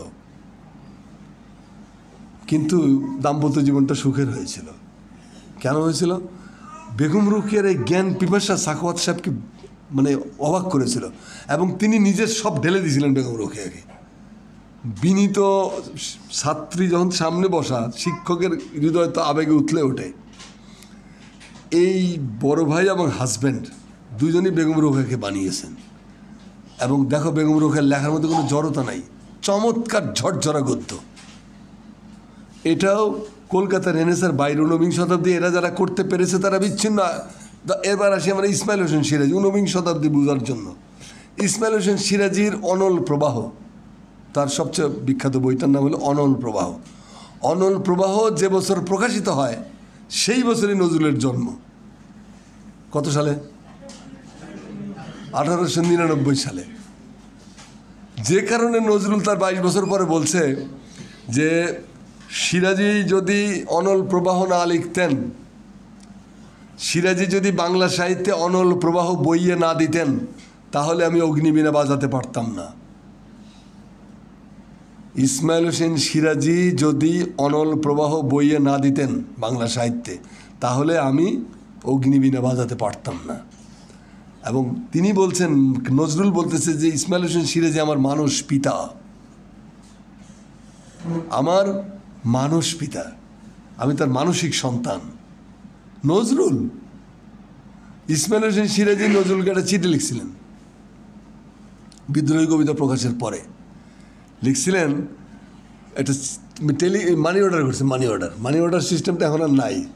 তো মানি অর্ডার করে 10টা টাকা পাঠাইছে নজরুলের কাছে। তখনকার দিনে 10 টাকা বলে আমার থাকিলে আরও পাঠাইতাম, কিন্তু আমার আর নাই। এই 10টি টাকা তোমার মুগ্ধ পাঠকের শ্রদ্ধা হিসেবে গ্রহণ করিও। তোমার বিদ্রোহী কবিতা পড়িয়া আমি নতুন জন্ম লাভ করিয়াছি, নবজন্ম লাভ করিয়াছি। তোমার বিদ্রোহী পড়িয়া আমি নবজন্ম লাভ করিয়াছি। 10টি টাকা পাঠাইলাম, ইহাকে মানে তুচ্ছ করিও না, আমার থাকলে আমি আরও পাঠাইতাম। ইহা তোমার এক ভক্তের অর্ঘ্য। নজরুল এই টেলিগ্রামের মানি অর্ডারের চিঠির অংশটা আর এই 10টা টাকা জীবনে কোনদিন খরচ করেন, সবাই পকেটে রাখতেন। যেটা আমার পিতার পাঠানো। তো সেই 19বিংশ শতাব্দীতে আমরা দেখতেছি 3টা ব্যক্তি, মাইকেল মধুসূদন মীর মুশাররফ হোসেন, যিনি 1885 সালে বিষাদ সিন্ধু লিখলেন এবং বাংলা সাহিত্য স্তব্ধ হয়ে গেল যে এটা কী জিনিস। এ পর্যন্ত বাংলা ভাষায় যে বইটা সবচেয়ে বেশি মুদ্রিত হয়েছে সেই বইটার নাম বিষাদ সিন্ধু। হুমায়ুন আহমেদের যে এত বই, এত পপুলারিটি, একক বই হিসেবে হুমায়ুন সবগুলি চলে, কাজে হুমায়ুনের কোনো বই হয়তো 20,000, 30,000, 40,000, 1 লাখ চলে যায়। কিন্তু জন্মের দিন থেকে শুরু করে আজ পর্যন্ত যে বইটা ক্রমাগত ছাপাই হচ্ছে সেই বইটার নাম হলো বিষাদ সিন্ধু। একটা সময় ছিল যে মসজিদের সামনে মহরম মাসে আমাদের দেশের নারী পুরুষরা বসতো, একজন বিষাদ সিন্ধু পাঠ করে শোনাতেন। এটা নিয়মিত ছোটোবেলায় দেখছি আমরা। আবার সন্ধ্যার পরে বসতো পুঁথিপাঠের আসর, জঙ্গনামা, মুক্তাল হোসেন, শহীদে কারবালা, এইসব পুঁথি। নারী পুরুষ সবাই মসজিদের সামনে বসে বসে, ঈদগাহটার সাথে মসজিদ, ঈদগাহ ভোরে সবাই হেজাক জ্বালায়, হারিকেন জ্বালায়, কুপি জ্বালাইয়া চলতেছে পড়া। আর মেয়েরা যার করে কাঁদতেছে, অঝরে কাঁদতেছে বিষাদ সিন্ধু শুনে বা পুঁথিপাঠ শুনে। এই বাংলাদেশ হারিয়ে ফেলেছি আমরা, এই বাংলাদেশ নাই আর। তো তাইলে আমরা কী জানি, 3টা মানুষ 19বিংশ শতাব্দীতে বাঙালি মুসলমানের 3টা প্রধান স্তম্ভ, মীর মোশাররফ হোসেন, বেগম রোকেয়া এবং ইসমাইল হোসেন সিরাজি। এই 3 স্তম্ভ সংগঠিতভাবে কোনো ঐক্যবদ্ধ কোরাস তৈরি করতে পারে নাই। তারা সংঘবদ্ধভাবে নিজের সোসাইটিকে জাগিয়ে দিতে পারেনি। আরেকটা লোকের নাম ইঙ্গিতে না বললে হয় না, সেই লোকটা হলো কায়কোবাদ। 19বিংশ শতাব্দীর ফসল। কায়কোবাদের মজার ব্যাপারটা হলো যে কায়কোবাদ ছিলেন পাকুল্লা নামে একটা জায়গা আছে টাঙ্গাইলের কাছে, টাঙ্গাইলে বাড়িঘর। পাকুল্লা চিনো না? পাকুল্লা নামে একটা জায়গা আছে, পাকুল্লাতে একটা পোস্ট অফিস আছে, ব্রিটিশ আমলের পোস্ট অফিস। এই পোস্ট অফিসের পোস্টমাস্টার ছিলেন কায়কোবাদ। আর পাকুল্লা দিয়ে যে রাস্তাটা 10-12 মাইল যাওয়ার পরে দেলদুয়ারে যে পৌঁছলো, এই দেলদুয়ার পরগনার জমিদারির নায়েব মানে দেওয়ান ছিলেন মীর মোশাররফ হোসেন। এটা কত, 15 মাইল না 18 মাইল? এই ফেরদৌস, পাকুল্লা থেকে দেলদুয়ারের ডিস্টেন্স কত? 18-19 মাইল হবে বোধ হয়, আধা ঘন্টা লাগে। তাহলে তো 18 নিচে হবে আর কি। কি বিস্ময়কর ঘটনা দেখো, পাকুল্লাতে বসে একজন লিখতেছে মহাশ্মশান, একই সময়ে দেলদুয়ারের জমিদারির কাজ ফেলে বিকেল রাত্রে সারা রাত বসে বসে একজন লিখতেছে বিষাদ সিন্ধু। এই 1885 সাল। একজনে মহাশ্মশান লিখতেছে, আরেকজন লিখতেছে বিষাদ সিন্ধু। এবং মাঝে মাঝে ঘোড়ায় চড়ে চলে যেতেন কায়কোবাদ, যার লেখা হয়েছে এটা গাড়ি নিয়ে বন্ধুর কাছে চলে যেতেন, মানে মীর মোশাররফের সঙ্গে শোনাবে। চলে যেতেন দেলদুয়ার জমিদার বাড়িতে, যাইয়া 2 বন্ধু রাত কাটাতেন, ও কী লেখছে। আবার কখনো কখনো মীর মোশাররফ হোসেন ঘোড়ার গাড়িতে, যেহেতু সে জমিদারের নায়েব, বিরাট জমিদার নিজেও, ঘোড়ার গাড়িতে করে আসতেন। এই গাড়িতে করে পাকুল্লার এসে পোস্ট অফিসে বসে 2 বন্ধু বিষাদ সিন্ধু আর মহাশ্মশানের গল্প। আরেকটা মজার তথ্য দিই তোমাদেরকে, সেটা হলো যে বিষাদ সিন্ধু যখন লেখা হচ্ছে তখন দেলদুয়ার স্টেটের জমিদার ছিলেন করিমুন্নেসা খানম। করিমুন্নেসা খানমের পরিচয় হলো তিনি বেগম রোকেয়ার আপন বড় বোন। করিমুন্নেসা খানম নিজেও সুশিক্ষিতা ছিলেন, একলা একলা শিখছে ওই ভাইয়ের কাছে। যার কাছে বেগম রোকেয়া শিখছিলেন তার কাছে করিমুন্নেসা খানম, এবং করিমুন্নেসা খানমও একজন কবি ছিলেন। বেগম রোকেয়া যাতে লেখাপড়া করতে না পারে সেজন্য বাপে ধরে করিমুন্নেসা খানমের বাড়িতে পাঠাই দিছে। এটা আল্লাহর কপাল খুলে দিছে বেগম রোকেয়ার। বোন বাকি পড়াটা পড়াই দিছে আচ্ছা মতো। ইচ্ছা থাকলে কি করা যায় সেটা বেগম রোকেয়া একটা জ্বলন্ত নিদর্শন আমাদের সোসাইটিতে। তো যাই হোক, তো বেগম রোকেয়ার এই বোনটি, তার দুই পুত্র আব্দুল হালিম গজনবী, আব্দুল করিম গজনবী, দুজনেই ছিলেন ব্রিটিশ ইন্ডিয়ার প্রিভি কাউন্সিলের সদস্য, ভুবন বিখ্যাত ব্যারিস্টার ছিলেন দুই ভাই সেই আমলে। ভাবো একবার। তো এই তোমার করিমুন্নেসা খানম সারাদিনই জমিদারি কাজবাজ হয়ে গেল, বিকেলবেলা এসে বাগানে বসতেন করিমুন্নেসা খানম। তারপর পর্দা টানাতে হইতো, পর্দার এপাশে মীর মোশাররফ হোসেন তার বিষাদ সিন্ধু নিয়ে বসতেন।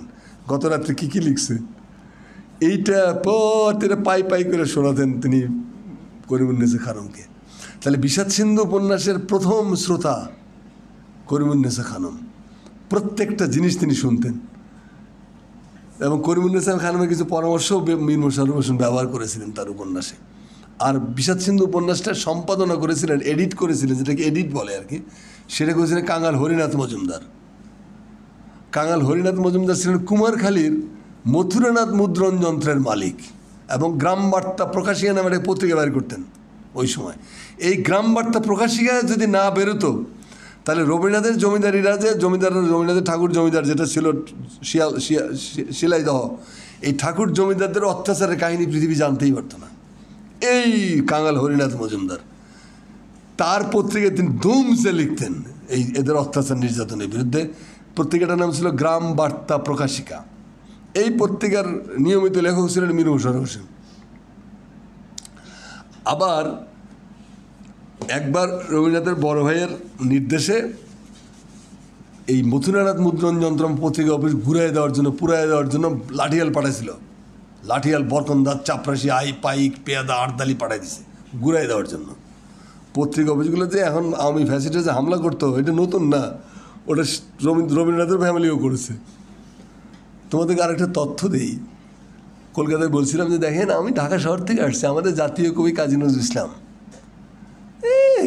দুখু মিয়া নাম, হ্যাঁ, বাবার নাম ছিল ফকির মিয়া, পোলার নাম দুখু মিয়া, আমরা হিন্দি গাইছি, আরও সাধারণ লোক, কিন্তু আমাদের একটা গৌরব আছে ভাই, পতিতালয়ের টাকায় আমাদের সংসার চলেনি কোনোদিন।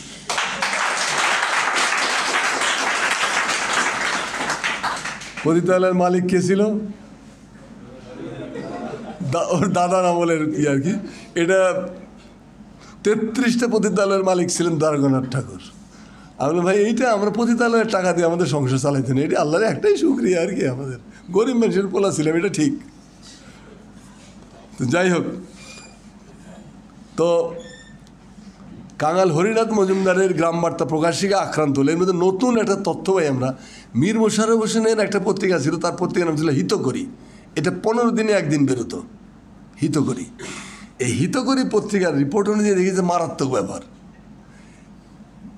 দেখছে যে মথুরানাথ মুদ্রণ যন্ত্র কাঙাল হরিনাথের গ্রাম বার্তা প্রকাশিকা আক্রান্ত।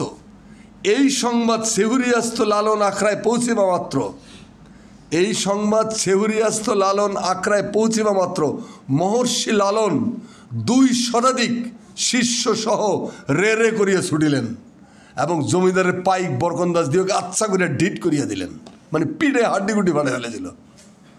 ইটস এ ডিফারেন্ট লালন। এই লালন আমাদেরকে সামনে আনতে দেওয়া হয়নি। লালন সমাজ মনস্ক মানুষ ছিলেন, জমিদার তন্ত্রের বিরুদ্ধে রুখে দাঁড়িয়েছেন। মথুরানাথ মুদ্রণ যন্ত্র প্রেস আক্রমণ করার সময় তিনি রক্ষা করেছিলেন প্রেসটা। তার শিষ্যরা লাঠিয়ালি দিয়ে রবীন্দ্রনাথ ঠাকুরদের জমিদারিটা মানে পাইক, পেয়াদা, বরকন্দাজদেরকে পিটিয়ে পুটিয়ে লাশ বানিয়ে ফেলেছিলেন। এই লালন ফকির। তো এই তথ্যটা আমরা কোথায় পাই? এটাও মীর মোশাররফ হোসেনের হিতকরী পত্রিকায় আমরা পাই। এই তথ্যটা হিতকরী পত্রিকায় ছাপা হয়েছে। তারপরে আসি আমরা তো কায়কবাদ গেল। এই যে মধ্য মানে 19 শতাব্দীর এইটা হলো বাঙালি মুসলমানের সাহিত্যের আসলে প্রস্তুতিকাল।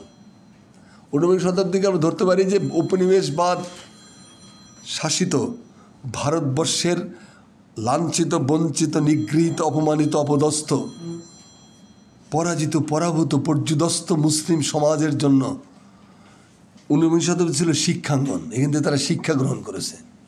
এই শিক্ষাটা নজরুলের মাধ্যমে পরবর্তীকালে আসলে সঞ্চারিত হয়েছে আমাদের রক্তে। নজরুল হলো ঊনবিংশ শতাব্দী এবং বিংশ শতাব্দীর গেট। আল্লাহ রসুল বলছেন না, আমি যদি হই জ্ঞানের শহর, তাহলে আলী হলো তার দরজা, এইখান দিয়ে ঢুকতে হবে তোমাদের। ঠিক তাই নজরুলের ভেতর দিয়েই বাঙালি মুসলমানের সাথে ঊনবিংশ শতাব্দীর একটা সাক্ষ্য হয় আমাদের। এখানে বেগম রোকেয়া, এখানে মীর মোশাররফ হোসেন, এখানে কায়কোবাদ, এখানে ইসমাইল হোসেন সিরাজি, এরা এক একজনে একটা করে টাওয়ার, বাট এরা ছিল আইল্যান্ড। এরা ঠিক সোসাইটিকে জাগিয়ে দেওয়ার জন্য যেটা করা দরকার সেটা করতে পারেনি। এই কাজটা করেছিল নজরুলের জন্মের ভেতর দিয়ে। নজরুল এলেন, দেখলেন, জয় করলেন, পূর্ণ প্রস্তুতি নিয়ে একটা মানুষ সে সাহিত্যে নেমে গেছে। এখন আমাকে বলে নজরুল তো লেখাপড়া জানতো না। হ্যাঁ, এটা ঠিক। নজরুল তো বিশ্ববিদ্যালয়ে পড়েনি, হাই স্কুল, কলেজেও যায়নি কোনোদিন। তো রবীন্দ্রনাথ কোন কলেজের ছাত্র ছিলেন? রবীন্দ্রনাথ কোনো কলেজ স্কুলে যায়নি। তো লেখাপড়া হিকে নেই, একটা বিদ্রোহী লিখে দেখা, মাতৃভাষায় কথা বলতেছি, দেখা যেরকম তোরা হারস। তো রবীন্দ্রনাথ যে বিশ্ববিদ্যালয়ের ছাত্র, নজরুল সেই বিশ্ববিদ্যালয়ের ছাত্র। সেই বিশ্ববিদ্যালয়টা নেচার, সমাজ, জীবন থেকে তারা দীক্ষা গ্রহণ করেছেন, সমাজ থেকে তারা আলোকিত হয়েছেন। তার দরকারি জিনিসগুলো তিনি দ্রুত শোষণ করে নিয়েছেন নিজের ভেতরে। দুজনই মহাকাব্যিক ব্যঞ্জনাময় জীবন। রবীন্দ্রনাথের জীবন হয়তো সোনার চামচ মুখে নিয়ে জন্ম, কিন্তু রবীন্দ্রনাথের জীবনে লাঞ্ছনাও আছে সীমাহীন। জামাইদের দ্বারা তিনি অমানসিক নির্যাতিত হয়েছেন, মেয়েদের হাজব্যান্ডদের দ্বারা। তারপরে নোবেল পুরস্কার যখন রবীন্দ্রনাথ পান 1913 সালে, তখন কি দাঁড়াইছিল? রবীন্দ্রনাথ তো হাজার হাজার লোক জোড়াসাগর ঠাকুর বাড়ির সামনে, রাস্তা হাজার হাজার লোক দিয়ে ভরা। উনি এসে দেখা করতে রাজি হন নাই। তাহলে বাড়ির ভিতরে সবাই বোঝাচ্ছে যে হাত নেই, আসবেন না, এদের কাছে আমার কোনো ঋণ নাই, আমি যেটা পাইছি সেটা আমার যোগ্যতা দিয়ে পেয়েছি। এদের কোনো ভূমিকা আছে? রবীন্দ্রনাথ একটা বইয়ের প্রকাশক পাইতেন না, বই তার নিজের টাকা দিয়ে বের করতে হইতো। আমি এখন কেন যাবো? যাবো না। তো সবার জোরাজোরিতে শেষ মধ্যে 2-3 মিনিটের হাত নেড়ে ভিতরে ঢুকে গেলেন। তারপরে কলকাতার সব বরেণ্য ব্যক্তিবর্গ, বুদ্ধিজীবী, এনারা গেলেন শান্তিনিকেতনে রবীন্দ্রনাথকে সম্বর্ধনা জানানোর জন্য। সেইখানে রবীন্দ্রনাথ একটা বক্তৃতা দিয়েছিলেন। সবগুলো খাওয়া দাওয়া ত্যাগ করে খালি মুখে কলকাতায় ফিরে গেছিল, রাগের ঠেলায় যাচ্ছে তাই ভাষায় রবীন্দ্রনাথ বলেছিলেন। এবং কলকাতার পত্রিকায় কী লেখা আছে, আপনি ডক্টর ইউনুসকে বলছিলেন যে স্যার আপনার দুঃখ পাওয়ার কোনো কারণ নাই, কারণ নোবেল পুরস্কার পেয়ে রবীন্দ্রনাথ তো কম লাঞ্ছিত হয়নি। কলকাতার পত্রিকায় নিউজ বেরিয়েছে, জগতে গীতি কবির আকাল পড়িয়াছে, যে ঠাকুরবাড়ির কবুতরটিকে নোবেল দিতে হইল। কলকাতার পত্রিকার হেডিং, জগতে কি গীতি কবির আকাল পড়িয়াছে, যে ঠাকুরবাড়ির কবুতরটিকে নোবেল দিতে হইল। 8 কলাম নিউজ কলকাতার পত্রিকায়। তারপরে এমন লাইনও আছে যে ইহা নানান চাতুর্য করিয়া সেই নোবেল অর্জন করিয়াছে। চাতুর্য করিয়া, এই চাতুর্য করিয়া যাহাই সে অর্জন করুক, কেওড়াতলা শ্মশানে যেদিন ওই ব্যক্তিটি ভস্মীভূত হইবে, তারপরের দিন তার সমস্ত সাহিত্যকর্ম ভস্মীভূত হইয়া যাবে, ইহা থাকিবে না। ধান্দাবাজির সাহিত্য থাকে না, সাম্রাজ্যবাদের দালালির সাহিত্য থাকে না, এগুলো ছিল ভাষা আর কি। কিন্তু তাই হোক, রবীন্দ্রনাথ বেঁচে গেছে, টিকে গেছে। তো নজরুলেরও অনেক অভিশাপ আছে না, অনেকে অভিশাপ দিছে না। মোল্লারা কইতো কাফের, হিন্দু পুরোহিতরা বলতো তো জবন, নারীরা বলতো সে নারী বিদ্বেষী, পুরুষরা বলতো সে নারী ঘেঁষা। কোন দিকে যাবে লোকটা? নানান সমস্যায় নজরুল জর্জরিত হয়েছেন। বিদ্রোহীরা বিপ্লবীরা বলে যে সে তো ঠিক বিপ্লব করার মতো না, আবার ওদিকে যারা আছে তারা বলে না এ তো বিপ্লবী। উল্টা পাল্টা গালি শুনতে শুনতে নজরুলের জীবনটা গেছে আর কি। যে নজরুল আসলেন, নজরুলের আবির্ভাব ছিল একটা পরাজিত, পরাভূত, যে কথাগুলো আগে বলছি, সেখানে একটা বাতিঘরের মতো। এটা হলো ঊনবিংশ শতাব্দীর, বিংশ শতাব্দীর গেট। এই বাতিঘরের আলোতে নজরুলের আসার পরে ঝাঁকে ঝাঁকে বাংলা সাহিত্য তরুণরা ঝাঁপিয়ে পড়ল। ঝাঁকে ঝাঁকে। সাহিত্য বলো, কবিতায় দেখো, যদি নজরুলের জন্ম না হতো, ধরো গোলাম মুস্তফা, ধরো শাহাদাত হোসেন, ধরো মোফাক্খারুল ইসলাম, ধরো ফররুখ আহমদ, সৈয়দ আলী হাসান, আবুল হোসেন, তারপরে তোমার সিকান্দার আবু জাফর, এই যে কবিতার লাইন পরপর আসলো, জসিমউদ্দিন, সবচেয়ে বড় জসিমউদ্দিন, বন্দে আলী মিয়া, এরা কোত্থেকে বেরিয়ে আসছে? নজরুলের আলখেল্লার ভেতর থেকে। তো নজরুল না আসলে এরা আসতো না। নজরুল সাহস দিয়েছেন, আশ্বাস দিয়েছেন, আলো দিয়েছেন। নজরুলকে যে দায়িত্বগুলো পালন করতেছে, সেটা বাংলা ভাষা তো বটেই, পৃথিবীর কোনো ভাষার কোনো সাহিত্যিকের জন্য এতগুলো দায়িত্ব পালন করতে হয়নি। কি কি দায়িত্ব? তিনি একটি পরাজিত রুহু, মানে যেটা শেষ হয়ে গেছে, একটা তাই কী বলে ওটাকে, তোমার ক্লিনিক্যালি ডেড একটা জাতিকে তার ভিতরে প্রাণ সঞ্চার করতে হয়েছে, তাকে সুস্থ সবল করতে হয়েছে, তাকে প্রশিক্ষিত করতে হয়েছে, তাকে আত্মবিশ্বাস ফিরিয়ে আনতে হয়েছে, তার গ্লানির থেকে তাকে উদ্ধার করা যে সম্ভব, এই বিশ্বাস তার মধ্যে ফিরিয়ে আনতে হয়েছে নজরুলকে। তারপরে তিনি এর প্রয়োজনীয় খাবার যোগান দিয়েছেন, শিল্পে, সাহিত্যে, সঙ্গীতে যোগান দেয়া এই জাতিসত্তাগুলোকে, এই মানুষগুলোর ভেতরে তিনি কি করেছেন? কোন দিকে যেতে হবে দিক নির্দেশনা দিয়েছেন। এই যে একটা জাতিকে মানুষ ধুলার থেকে তুলে নিয়ে আসা, তার আত্মবিশ্বাস ফিরিয়ে আনা, জাতীয় সাহিত্যের পাঠাতন নির্মাণ করা, শিল্প, সাহিত্য, সঙ্গীতের পথ নির্দেশ করা এবং তার সাথে সামঞ্জস্য বিধান করে তাকে তৈরি করে সেদিকে পাঠিয়ে দেওয়া। একটা মা যেভাবে তার সন্তানকে স্কুলে পাঠিয়েছে, তৈরি করে টোরে পরীক্ষা দিতে হলে পাঠায়, ঠিক এই কাজটাই নজরুল করেছিলেন। এই জন্যই পরবর্তীকালে আমরা আল মাহমুদের মতো কবির সাক্ষাৎ পাই। জসিমউদ্দিন যদি না আসতো, কেমন হতো বাংলা সাহিত্য? আমি মাঝে মাঝে ভাবি, আহা, কাল সে আসিবে মুখখানি তার নতুন চরের মতো, চখার চোখে নরম ডানায় মুছিয়ে দিয়েছে কত, চরের চাষির ধানের ক্ষেতের মতোই তাহার গা, কোথা বা হলুদ, আফসা হলুদ, কোথা বা হলুদ না। এই জিনিস আমরা কোথায় পেতাম? নতুন চরের মতো কালকে যে আসবে তার মুখখানি, কেবল চরের উপর থেকে পানিটা সরে গেছে, নতুন চরটা কেবল জেগে উঠছে। কি প্রোটোপ্লাজম, কি নির্মলতা, কি সৌন্দর্য, কি মানে নিরবিচ্ছিন্ন আনন্দময় একটা উত্থান। সেই রকম কাল যে আসবে তার মুখখানা, ভাবো একবার, কিসের সাথে কিসের তুলনা করছে? তার কি? চরের চাষির ধানের ক্ষেতের মতোই তাহার গা। তার গাটা হলো চরের চাষির ধানের ক্ষেতের মতো, যেখানে পলিমাটি বেশি সেখানে গাছগুলো সুন্দর সবুজ হয়ে ওঠে, যেখানে পলিমাটি কম সেখানে একটু হলুদ হলুদ ভাব থাকে। কোথা বা হলুদ, আফসা হলুদ, কোথা বা হলুদ না। বলো, মন সেতনে কুমড়ার ফালি যাহারে তাহারে কাটিয়া বিলান যায়। সুজন যখন বলল যে দুলি তুমি ফিরে যাও, সুদনবাদের ঘাটে দেখবা যে তুমি ফিরে যাও, তোমার সাথে আমার এসলে হবে না, তুমি হিন্দু আমি মুসলমান, এটা কেউ মেনে নেবে না, তুমি বরং নতুন স্বামীর সাথে সংসার শুরু করে দাও কাজে।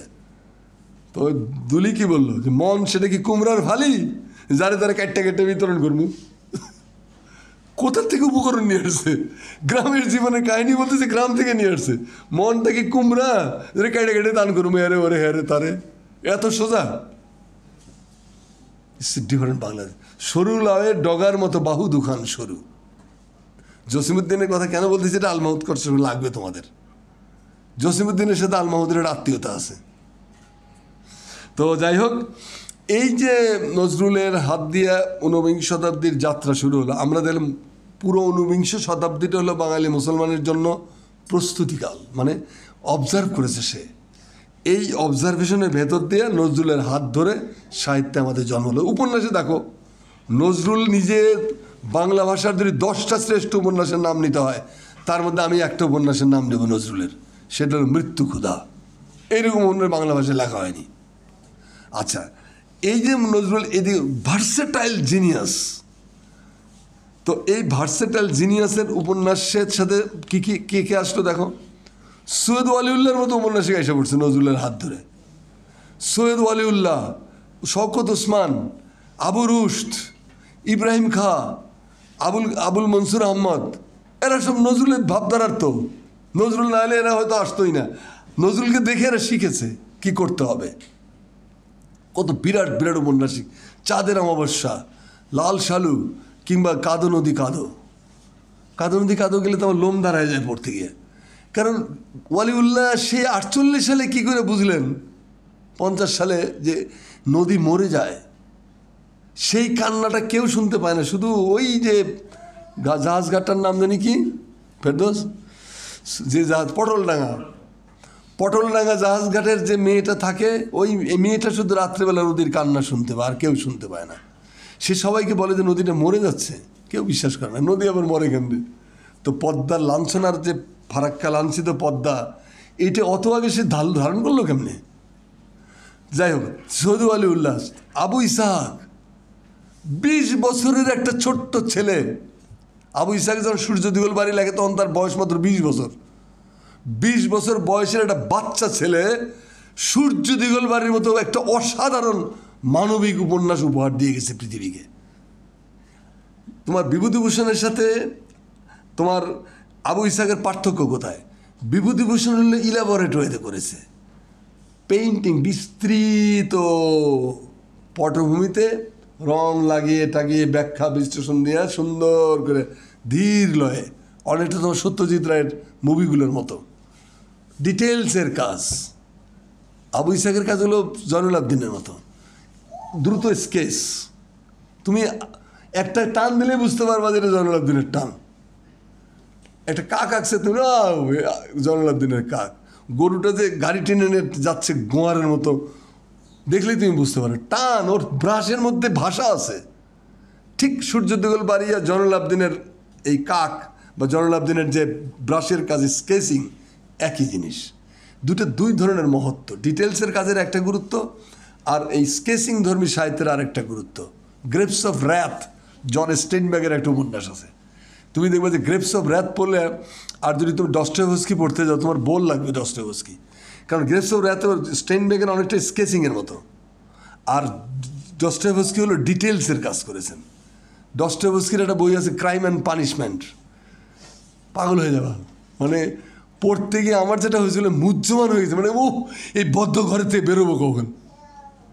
জটিল কুটিল একটা অন্ধকার, আত্মদংশনে জর্জরিত একটা মানুষ, ঠিক যেটা সৈয়দ ওয়ালিউল্লাহর ধরো চাঁদের অমাবস্যা। স্কুল শিক্ষক আরে খুনটা দেখেছে কিন্তু সে বলতে পারতেছে না, অথচ সেটা হজম করা যাচ্ছে না, অথচ সে বলতে পারতেছে না, অথচ সে হজম করতে পারতেছে না, অথচ সে বলতেও পারতেছে না। এই যে আত্মদংশন, মারাত্মক সুন্দর জিনিস। সেগুলো তোমার এই ডিটেলসের আবু ইসহাকের মতো উপন্যাসিক নজরুল আসতো না। মাহবুবুল আলম মফিজন 40 পৃষ্ঠার একটা উপন্যাস, বাংলা সাহিত্যের মাইল ফলক মফিজন। তো এইগুলো কারা নজরুলের না আসলে হতো? নাটকে আসো এবার।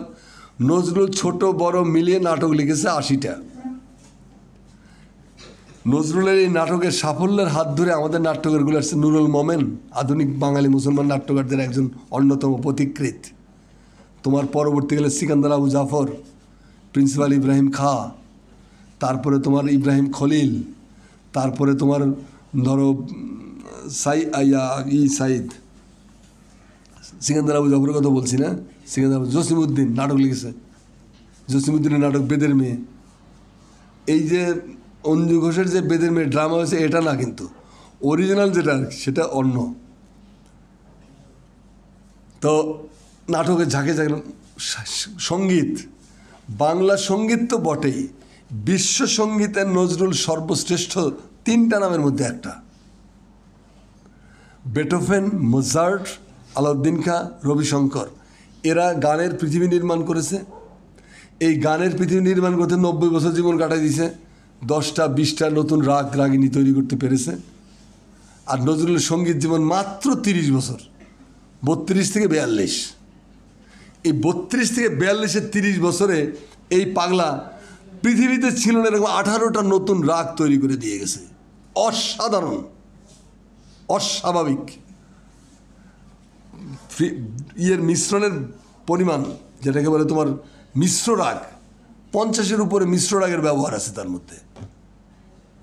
নজরুল সঙ্গীত তুমি ইচ্ছা করলে গাইতে পারবে না, তোমাকে উচ্চাঙ্গ সঙ্গীত শিখতে হবে।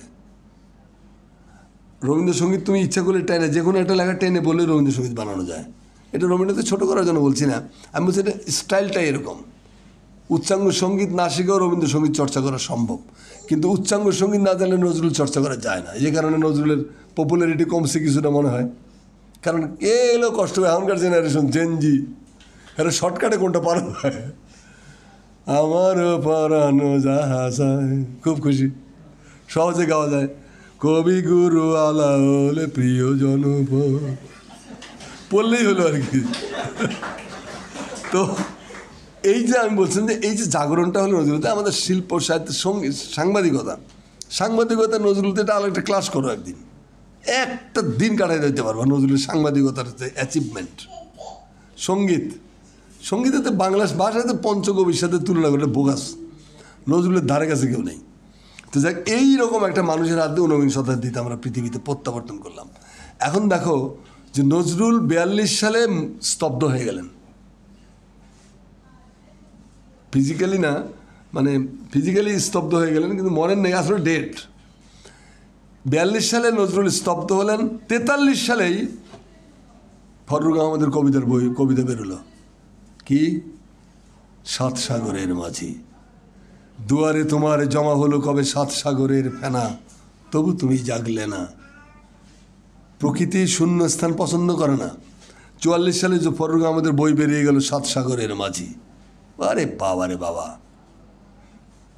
কি জানি কবিতার লাইনগুলো, কাকর বিছানো পথ, কত বাধা, কত সমুদ্র পর্বত, শকুনি ফেলছে মাথার উপরে, কি জানি বলো না। তুমি কি ভুলেছ তৃণঘন বন, যত পুষ্পিত বন, হ্যাঁ, পিপুল বনের ঝাঁঝালা হওয়ায় চোখে যেন ঘুম নামে, নামে নির্ভীক সিন্ধু ইগল দরিয়ার হাম্মামে। সে নামে ডেকেছি আমি, যে নামে ডাকিনি কেউ তাকে। ফররুখ আহমদ। তো ফররুখ আহমদের সময়টা কাদের? ফররুখ আহমদের সাথে সময়টা হলো ফররুখ, সৈয়দ আলী হাসান, আবুল হোসেন, আহসান হাবিব, এরা হলো একসাথে কবি, 40 দশকের বলা হয় এদেরকে আর কি। তার আগের কবিরা হলেন আসলে জীবন দাস, অমিয় চক্রবর্তী, বুদ্ধদেব বসু, তারপরে তোমার জসিমউদ্দিন, এরা। এখন সমস্যাটা হলো যে আল মাহমুদকে আমরা যখন ঢুকবো আল মাহমুদের মধ্যে, তার আগে এই বৈশিষ্ট্যগুলো একটু আলোচনা করে নেওয়া উচিত। 30-এর পর থেকে যে পরবর্তী দুইটা বিশ্বযুদ্ধের মাঝখানের পৃথিবী চিরা চ্যাপ্টা হয়ে গেছে। 1818 সালের বিশ্বযুদ্ধ, আর 1942 সালে যুদ্ধ শুরু হয়ে গেল, 45 সাল পর্যন্ত চলো দ্বিতীয় বিশ্বযুদ্ধ। এই দুইটা বিশ্বযুদ্ধের মাঝখানের পৃথিবীতে আমাদের এই সমস্ত বিকাশ, এই বিকাশে কি আমরা দেখতে পাই? একদিকে তো সমাজ ভেঙে যাচ্ছে, প্রচলিত মূল্যবোধ ভেঙে যাচ্ছে, বিশ্বাস নড়বড়ে হয়ে গেছে, মানুষ স্রষ্টায় বিশ্বাস হারিয়ে ফেলতেছে, নাস্তিক্যবাদ আসতেছে ব্যাপকভাবে, এবং এগুলোকে মোকাবেলা শোষণ নির্যাতন বেড়ে যাচ্ছে, জোর যার মুলুক তার। এইরকম টালমাটাল পরিস্থিতিতে ভারতবর্ষের সমস্যা কি?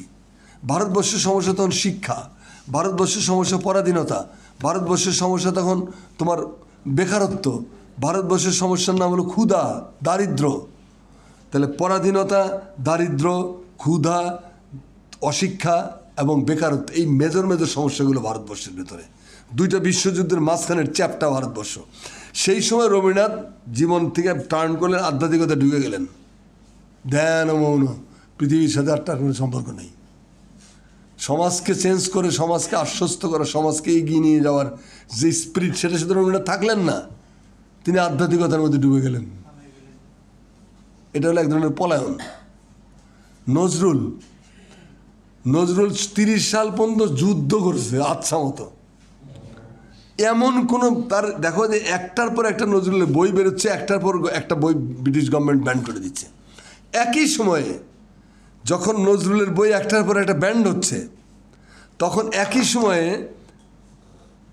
রবীন্দ্রনাথের ঘরে বাইরে ব্রিটিশ গভর্নমেন্ট কিনে স্কুল, কলেজে, বিশ্ববিদ্যালয়ে বিতরণ করতেছে। কারণ স্বাধীনতা সংগ্রামকে রবীন্দ্রনাথ বলছে এগুলা বাতুলতা, এগুলো ঠিক না, এইসব সন্ত্রাসবাদী আন্দোলন করা যায় না, এরা চরিত্রহীন। যেমন ঘরে বাইরের যে সেকেন্ড নায়ক, তারা তো রবীন্দ্রনাথ ভিলেন বানাইছে, যে আন্দোলনকারী সন্দীপ, তাকে দেখা যায় চরিত্রহীন। সে আরেকজনের বউর সাথে পরকীয়া করে, তার কাছে মিথ্যা দিয়ে টাকা নেয়, সে বাইরে বলে দেশীয় বস্ত্র ব্যবহার করো, আর নিজে বিদেশি সিগারেট ছাড়া খায় না গোপনে।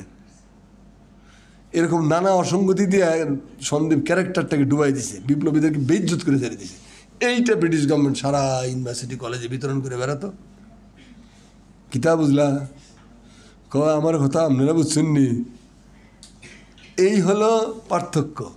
তাহলে সেই রবীন্দ্রনাথ যখন দেখলো যে পরিবর্তিত পরিস্থিতিটা বিপজ্জনক, অতএব তিনি আধ্যাত্মিকতা ঢুকে গেলেন। নজরুল 32 সাল পর্যন্ত যুদ্ধ করে নজরুলকে, আমি মনে করি নজরুলের সঙ্গীতের মধ্যে ঢুকাই দেওয়া এটা একটা ব্রিটিশ ষড়যন্ত্রের ফল। কিন্তু এই ফলটা সাপে বর হয়েছে। নজরুল তো রক্তের ভিতরে তো গান ছিল তার, এ তো গানেরই নায়ক মানুষ। এমন কোনো ইনস্ট্রুমেন্ট নেই গানের যেটা নজরুল ওস্তাদের মতো বাজাইতে না পারতেন। অটো প্রক্রিয়া শিখতেন সব। একটা বই পড়তেন নজরুলের 520টা একটা বই পড়তেন নজরুলের সর্বোচ্চ হয়তো 35 মিনিট।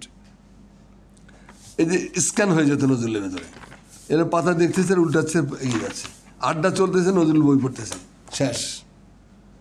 সবাই মনে করতো পরে এটা কিন্তু পড়া হলো একদম ফটোগ্রাফিক আর কি, তোমার স্ক্যানার মেশিনের ওই ফটোগ্রাফিক মেমোরি আর কি, যেটা ঢুকলোর থেকে গেলে আর হারায় না। তো কি বলছিলাম,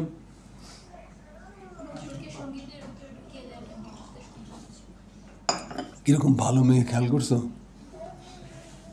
নজরুলকে সঙ্গীতের মধ্যে ঢুকিয়ে দেওয়া, এটা ছিল যে এই পাগলারে সোজা করার রাস্তা কি, মাঠের থেকে সরাতে যাচ্ছে, সাহিত্যের মাঠের থেকে হাঙ্গামা করে খালি যুদ্ধ লাগ মা লাথি মার ভাঙরে তালা।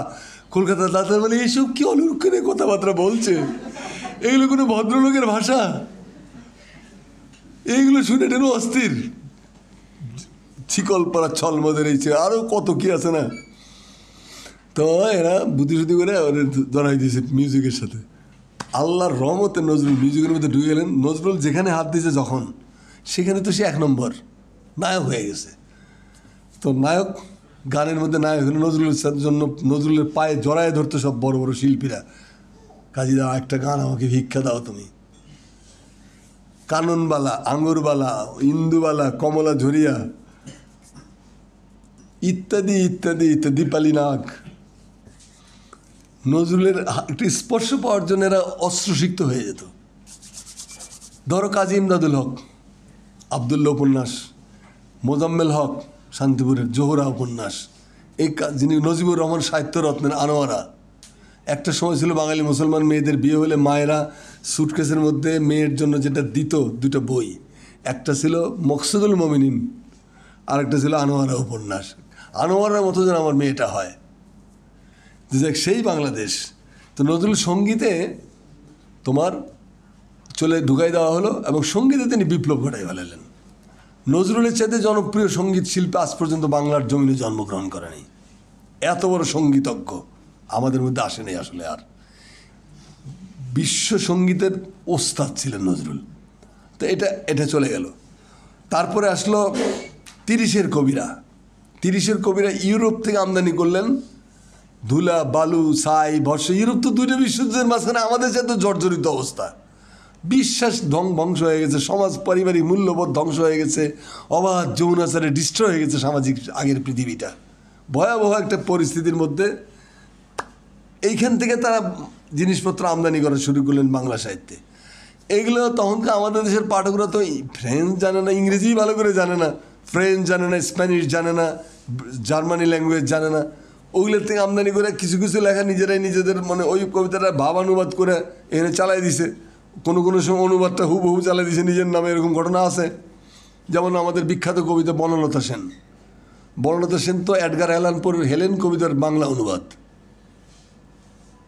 অবিশ্বাস্য লাগতেছে। এডগার অ্যালান পোর হেলেন কবিতাটা পড়ে দেখো, গুগল তখন সহজ। এইটা জীবনানন্দদার যেটা করতে পেরেছে, এটা বাঙালিয়ায়ন করেছে, বাংলায়ন করে এটাকে উপস্থাপন করেছে। মানে তার মতো করে তিনি হেলেনকে প্রেজেন্ট করেছেন। যেমন রবীন্দ্রনাথের তোমার বলাকা, শেলির স্কাইলার কবিতার একেবারে ভাবানুবাদ।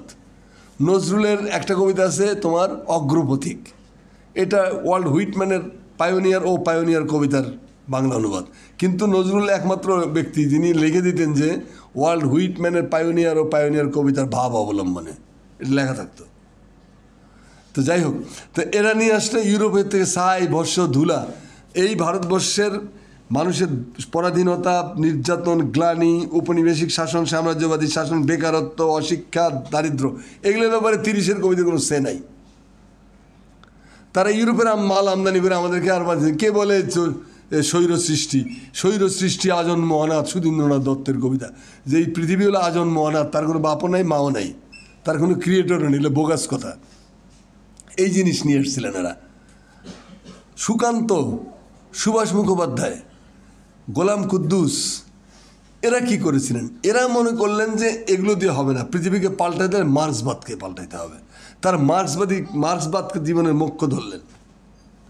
মার্ক্সবাদকে মোক্ষ ধরে তারা ভাবলেন যে সমাজ পরিবর্তন করতে হবে, বৈষম্যহীন সমাজ নির্মাণ করতে হবে, সম্পদের বৈষম্য দূর করতে হবে, জমির মালিক হলো রাষ্ট্র, জনগণ সেটার প্রতিনিধি, ইত্যাদি ইত্যাদি। মার্ক্সবাদের যেগুলো ডায়ালেকটিক ম্যাটেরিয়ালিজম। তো মার্ক্সবাদ তারা সাহিত্য করতে গেছে। আসলেন ফররুখ আহমদ। ফররুখ আহমদ মানব রচিত সকল বাদ মতবাদের উপর আস্থা হারাই ফেললেন। ফররুখ আহমদ তিনি ফিল করলেন যে মানুষের মতবাদ দ্বারা মানুষের সমাজ পাল্টানো যায় না, এটা গলত থাকে। কি করতে হবে? বাস ইসলামকে তিনি অবলম্বন করলেন, ইসলামকে ধারণ করলেন। ইসলামের কোন স্পিরিট? তবু দেখা যায় দূরে, বহু দূরে হেরার রাস্তরণ। ওই হেরারকে তিনি টার্গেট করেছেন, ওইখান থেকে আলো নিয়ে এসে জীবনকে তৈরি করতে হবে, জীবনকে সাজাতে হবে। ফররুখের ইসলাম আর আমাদের হুজুরদের ইসলাম কিন্তু এক ইসলাম না। ফররুখের ইসলামের সাথে সামঞ্জস্য আছে কার? সামঞ্জস্য আছে আবু যর গিফারির। ফররুখের ইসলামের সাথে সামঞ্জস্য আছে ওমরের। ফররুখের ইসলামের সাথে সামঞ্জস্য মৌলানা হাসরত মোহানি। ফররুখের ইসলামের সাথে সামঞ্জস্য মৌলানা আব্দুল হামিদ খান ভাসানী। এরা এই ঘরানার তরিকার লোক, এদের সাথে আত্মীয়তা।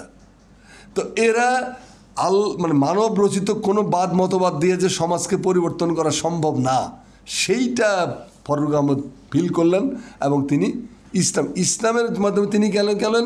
তিনি নিজে একজন বামপন্থী রাজনীতিবিদ ছিলেন। ফররুখ আহমদ বাম রাজনীতি করতেন, কিন্তু তিনি আস্থা হারিয়ে ফেলেছিলেন। তিনি মনে করেছিলেন সম্পদের বৈষম্য, মানুষে ভেদাভেদ দূর করতে হলে এটার সবচেয়ে বড় শিক্ষকের নাম হলো হযরত মুহাম্মদ সাল্লাল্লাহু আলাইহি ওয়াসাল্লাম। এত বড় শিক্ষক থাকতে বাইরে যাচ্ছি কেন আমরা? এইটা হলো ঘটনা। এখন ফররুখের সামনে ফররুখ মুসলমানদের নিয়ে কথা বলেছে, এটার জন্য অনেকে তাকে বলতে পারে যে তিনি সাম্প্রদায়িক। হ্যাঁ, বলতেই পারেন, কিন্তু ফররুখের সময়ে পৃথিবীতে সবচেয়ে লাঞ্ছিত কারা ছিল? মুসলিমরা। ভারতবর্ষে সবচেয়ে অপমানিত জীবনযাপন করতো কারা? মুসলিমরা। ফররুখের কাজ ছিল মজলুম অর্থাৎ প্রলেতারিয়েত, সর্বহারা নির্যাতিত মানুষের পক্ষে দাঁড়ানো। ফররুখ সেই তাদের পক্ষে দাঁড়িয়েছে। এটা যদি হিন্দুরা হতো, ফররুখ হিন্দুদের পাশে দাঁড়াতেন।